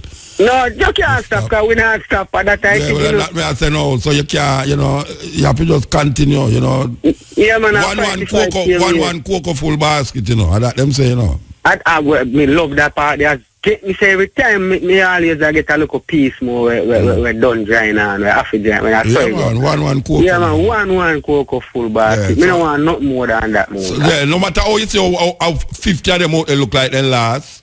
It could have hard for me to come more one cocoa full basket. You see that talk I just remember me pan again. Yes. It still elevate me look more. Give thanks, brethren. I say give thanks and big up the youth them we really whole out and say Rastafari. Yeah, man. Them up. I'm going to yell up all the gunman them now we're still going to listen to Mutabaruka. Enough of them. Yeah, man. Yell them up same way, man. Them gun they put on when cutting edge are going. Them gun they all a rusty in a motor and piss up in a rusty them, Alright, we God. Yeah, man. Yeah, enough man put on him God Jude cutting edge and then after all him say, but right, so we're not bother with this thing, Rasta. I saw it for go. Yes, I saw it for go. Take up a tablet and put on the gun. That's what I saw it for go. Believe you me. All right. We are continuing the journey, You are continuing the journey. When them take it from Africa, we never have no criminal record. I know them take it go and break. Starting why Marcos give me our profit first, man, then deport. If you have a clean record, passport and visa, you can't pass the port. Pass the port. So we don't come here for no visa, no passport. We don't come here for no visa, no passport. Ebola we come down here for the same boat. Ebola we come down here for the same boat. We don't come here. Hey, to probably start over that tune. Say, all those who want a visa for go to America, you better go now, They might give a visa like visa. It's like everybody we are going to see, I get it's where I go on. It's where I go on. Say, Brian had no visa, and none for go up there, hey, Brian, they might give a visa America, like, wow, no, Yeah, my visa, man. Yeah, your visa now? Yes. All right, so give thanks. What me I tell you, say? No, me I tell you, the majority of people, me say, go up there, I get visa, I don't know where I go on in America, why they might give the visa them, so. Me I tell you, they might do it quick before Trump. Anyway, it's if Trump ever win, some man will see long time I reach back. Think a joke. When them take it from Africa, we never have no criminal record. I know them take it go and break. Starting why Marcos give me our profit first, man, then deport. If you have a clean record, passport and visa, you can't pass the port. Pass the port. So we don't come here for no visa, no passport. We don't come here for no visa, no passport. Ebola we come down here for the same boat. Ebola we come down here for the same boat. We don't come here for no visa, no passport. We don't come here for no visa, no passport. While Google up you run like you see it boat. Ebola we come down here for the same boat. The police and soldier, all the commissioner, the nurse and doctor, the judge and lawyer, also the governor general and prime minister. The whole of we come down here for the same boat. Rise up, holy mighty ways. Rise and take your stand again. My people still cutting sugar cane. Babylon, them and use them brain. No change on our feet, but we are not free. Living in this outdoor captivity. My people still living in poverty. Fear of safety can't be free. We don't come here for no visa, no passport. We don't come here for no visa, no passport. The whole of we come down here for the same boat.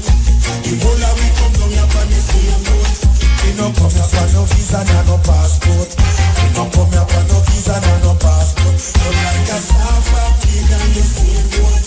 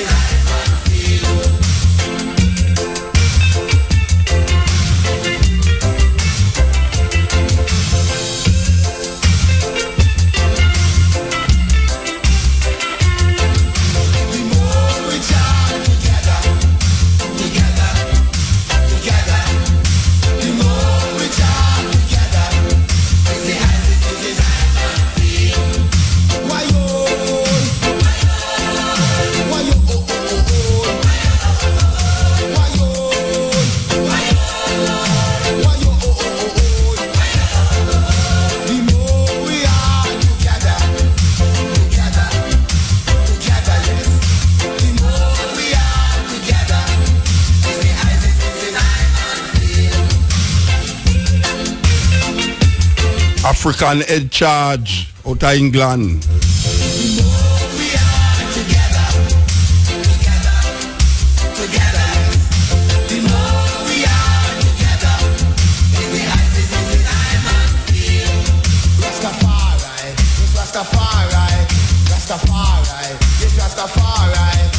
The more we hold one another, like brothers and sisters, the more we hold one another, it's the ISIS in the eye man feel.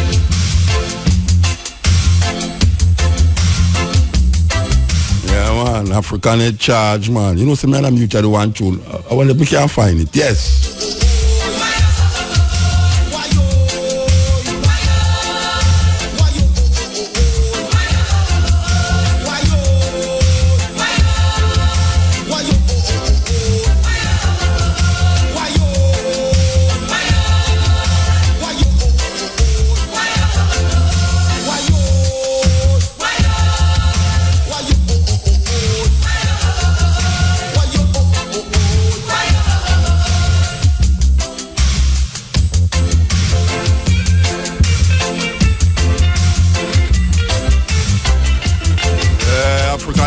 So the more we are together, the happier we shall be.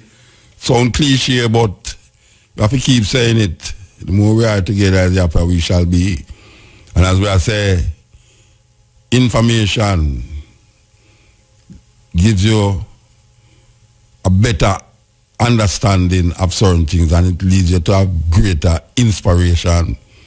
And without information, your inspiration will become superstition. And that is what them have winner. Them have winner some superstitious beliefs and practices that it's not funny. Ozibisa. This is the Cutting Edge on IRFM.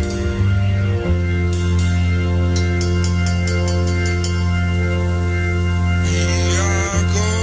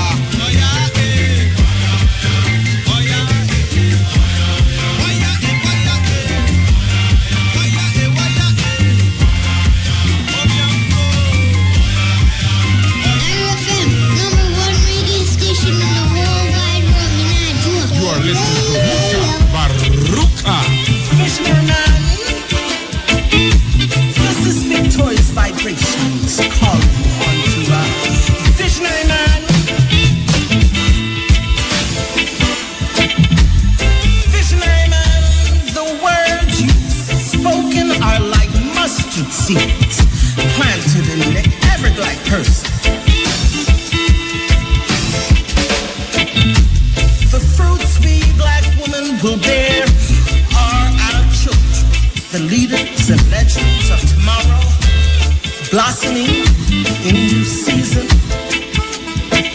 I too am a visionary man. I dreamed a dream.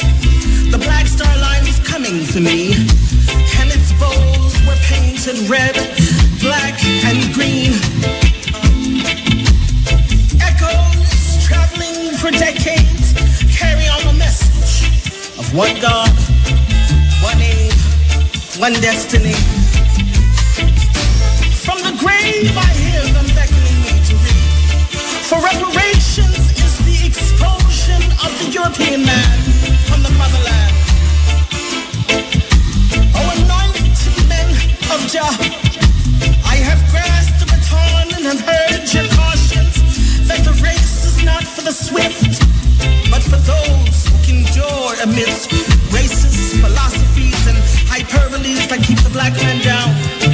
You see, inspiring ordinary men to do extraordinary things time and time again.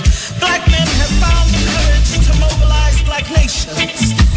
Christianity had Martin Luther King and Islam, Elijah Muhammad and Malcolm X. My brother, my sister, it's time for the Hebrew to uphold Jehovah's covenant. He said, mobilize the black nation, that they may rise to claim their birthrights stolen by the Edomites. Oh, Marcus Garvey. Oh, Marcus Garvey. You are a visionary man with a plan that shall redeem a colored man. I said, it's your Garveyism and not colonial religion in which a black nation will know themselves in the intent of the Most High. So Garveyism I preach. Say, Garveyism never died. Call to the visionary man, inspiring ordinary men to do extraordinary things. Time and time again. Black Star Line coming for we. It's bold, painted red, black and green. Echoes traveling for decades. Mr. Carl, Victorious Vibration. This is the Cutting Edge on RFM. Uttering to the visionary man, inspiring ordinary men to do extraordinary things. Time and time again. A Black Star Line coming for we. Its bowls painted red, black, and green. Well, I may tell you so what a vibe. We have Luton Fire name called Panada there. We have a Luton Fire line up here. Jadan and Luton Fire. This is the Cutting Edge RFM. Tell them already. I tell ya I keep for myself. Oh, I can hear the trumpet sounding as Jah mighty thunder. Jah mighty thunder roll. We know Babylon is falling. It was written in the scroll. It was written in the scroll. Firm as the Gideon rock, Babylon slippery like a slide old fox. I fight them going down to the grave. Stand firm as the Gideon rock. I fight Babylon in a compromising act. They've lost their way. No place to go. Hey, so wicked, trample, cramp and paralyze. Burn out them folly and them twisted lies. I've got to decide if I repatriation eyes. Mr. We chatting out of Babylon. Moving forward out of Babylon. No, we not go waste no time. The Rasta man see them from a distance.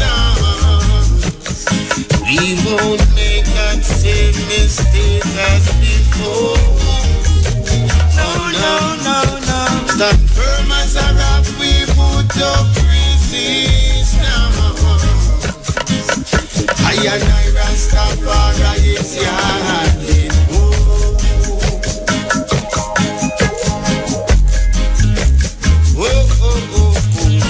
Children come together in a flock. Repatriation time now. Repatriation time now. African. Yeah, Jordan and Luton Fire.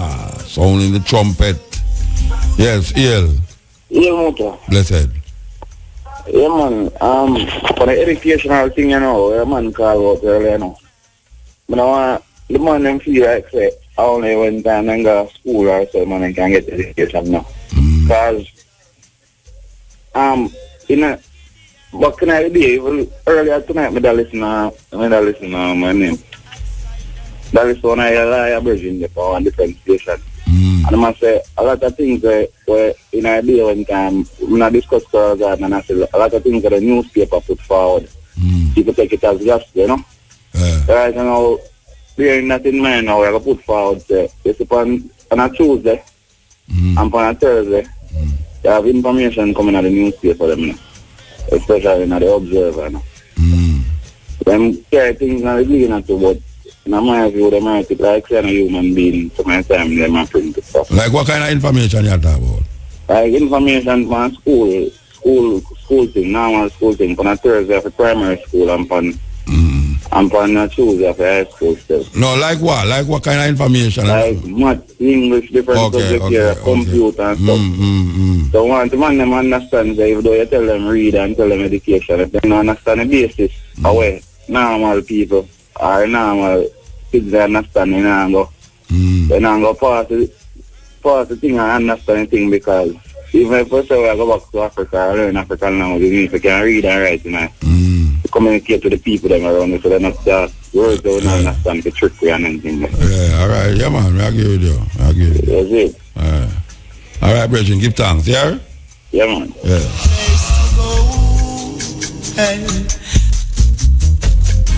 I can hear the trumpet sounding as your mighty thunder. Prophets and kings shall show.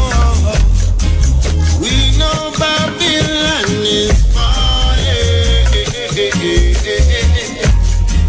It was written in the soul. The Rastaman see them from a distance. We won't make the same mistakes as before. Oh no. Stand firm as a rock, we put up resistance. I and I Rastafari is yarding.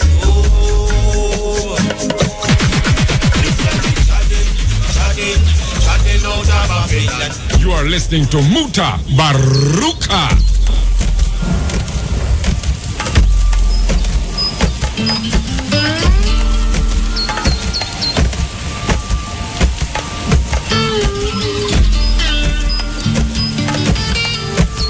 You know, I want to play that tune and for Carol Reed and Marcia Reed.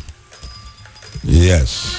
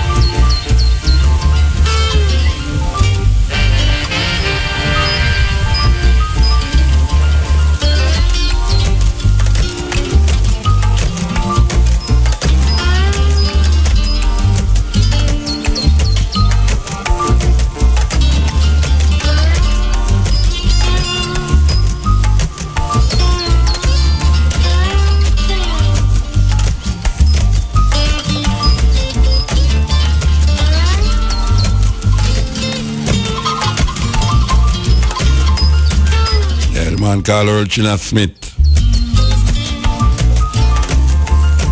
Going into the closing part of the program, Cutting Edge.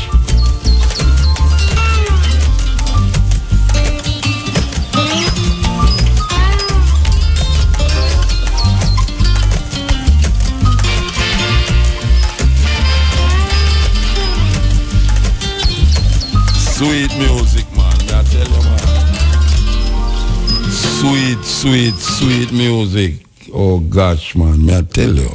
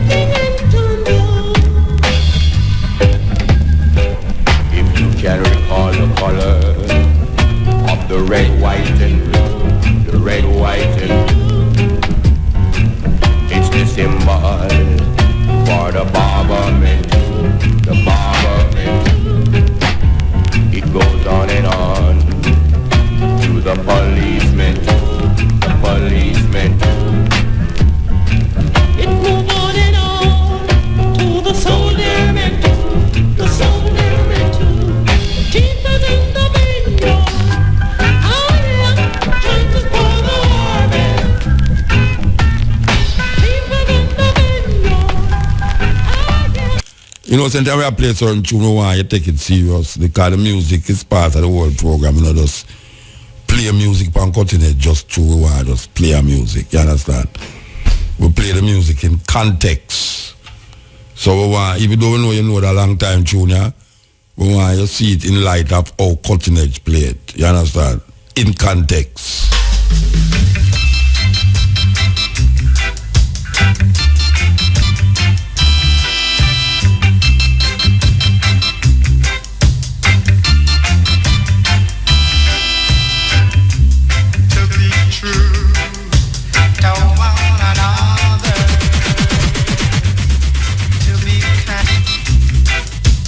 You are listening to Mutabaruka.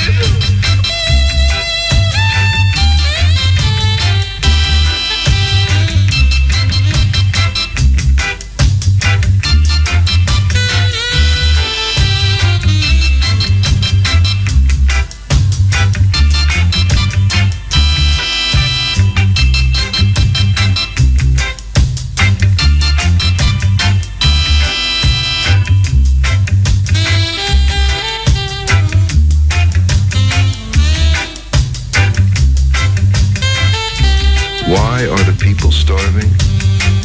Because the rulers eat up the money in taxes. Therefore, the people are starving.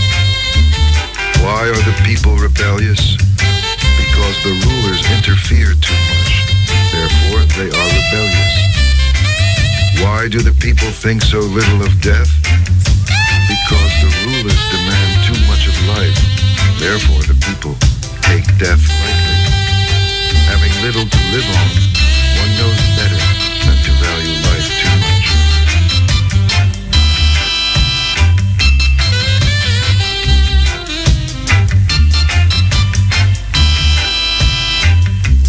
If you want to feel it, you've got to be clean. You got to make it straight. You can't believe. To share the joys togetherness can bring. To the true soul, you just have to cling, and then you will feel it, feel it, feel. You will feel the soul inside of you. You got to feel it.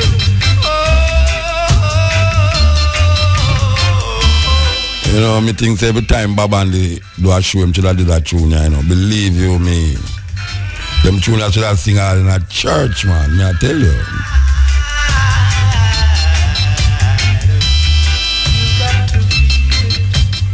Yeah, man, right to the last drop. Them show they should have sing in a church. A gospel song them there. Aye, sir. You know, say, we're going to play this tune. You know, say, the other day, I'm going to play this tune. I'm going to say to my brethren from Rumley, and I want to play this tune because for years, he must say, every time him call me, him say that tune. A long time I don't hear from him, you know. I hope you about the place, you know. I want you to call me and tell me say about the place. And they are right. Anyway, I want you to know, say, I play that tune here for the brethren, and the mount of one we call me and tell me say, them really don't like hear it again because they first them hear it. I tune that whole of that me, you know. Whole of that me. People them say, Muta, you see that tune there? Where you say you play for the brother from Long and Rumley, and I want you to play back that tune there for me. So all the people them who call me and say them want to hear about that tune, and if you do is IRFM, but you don't know it got cutting edge.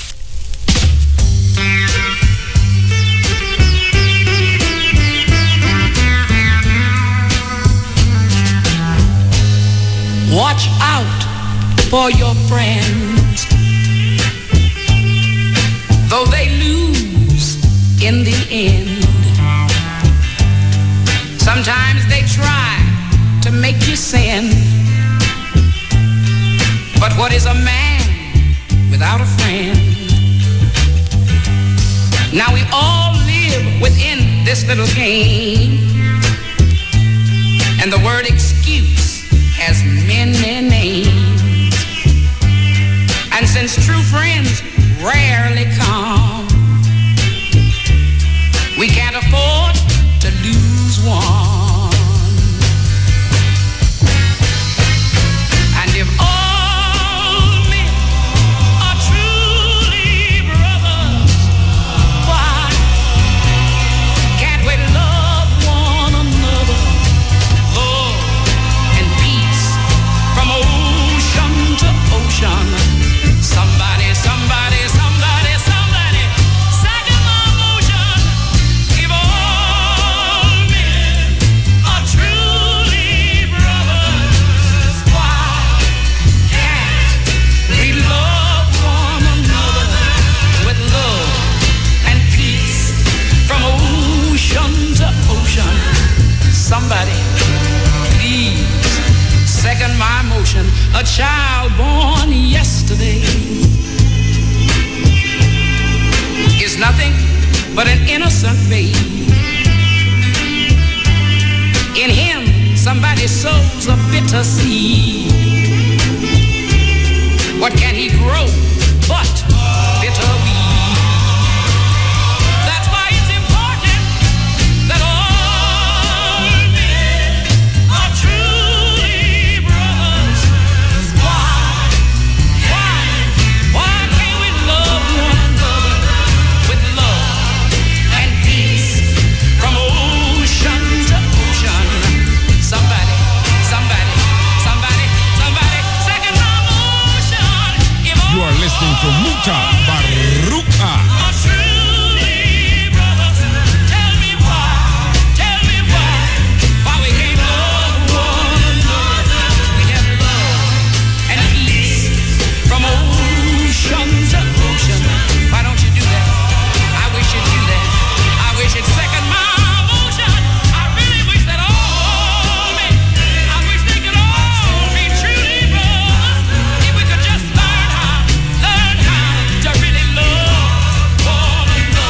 tell you, man, believe you me, Babandi and Delary's tune there feel up the whole thing, you know. Yeah, man. Sweet. We give thanks to the moment, give thanks to the time and the energy. You know, so we're going to forward there again from 2 to 5:45 from the Stepping Razor, the art of war. We want to give thanks to Brian. I want to give thanks to what's she there? We have to call her out here. We want to give thanks. What's she there? Tracy, okay. She was a God left it to you. We want to give thanks to Tracy. Okay, so here we are now. The time is 8 minutes we have left. 8 minutes. 8 minutes. So make it so we can do the 8 minutes.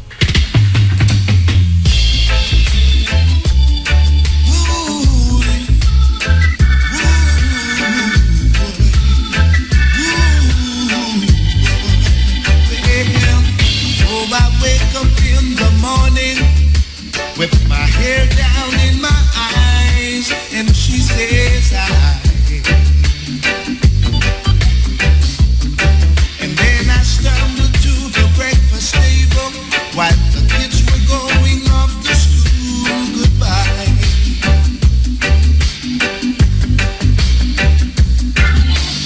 She reaches out and takes my hand, squeezes it and says,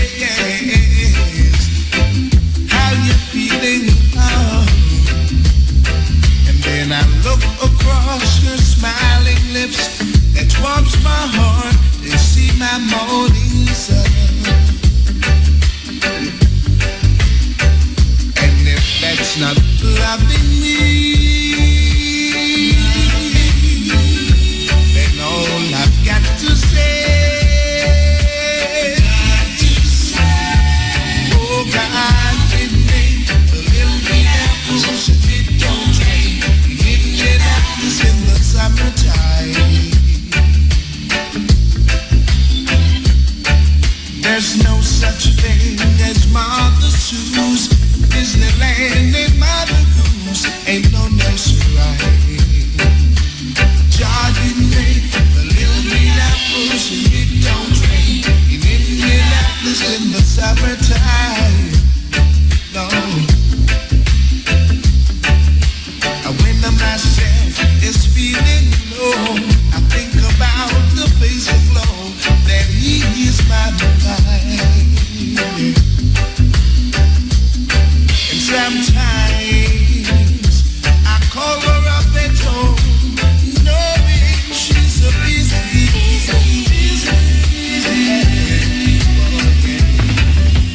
I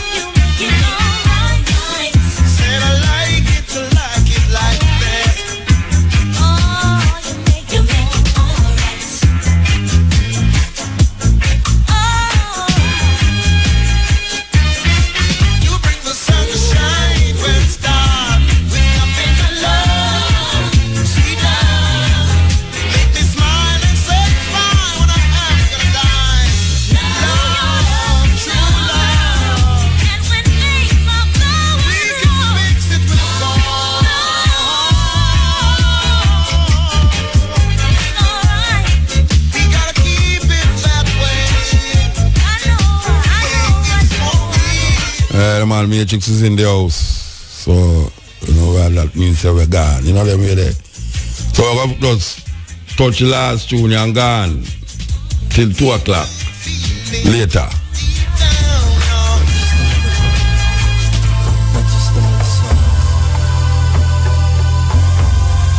Maxi Priest. When I look at the darkness all around us, I feel like I'm losing control. So many people who just don't know where to go. Listen to me now. Now the song goes unsung. Now the voice goes unheard.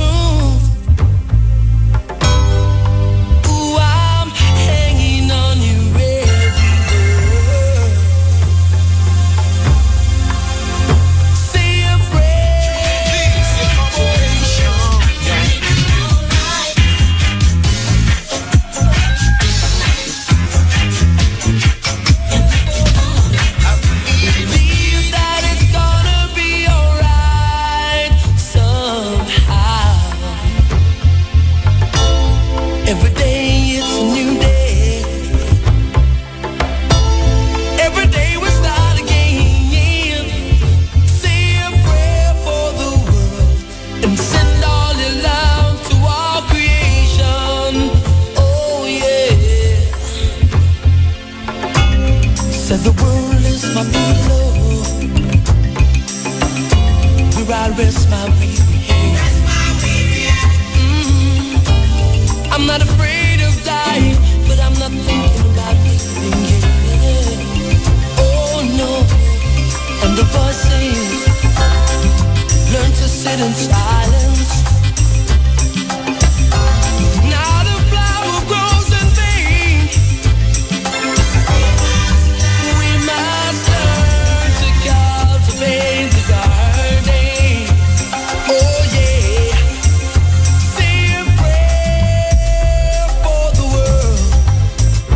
Only love can save us now. Say a prayer for the world. Believe that it's gonna be alright somehow. Every day it's a new day.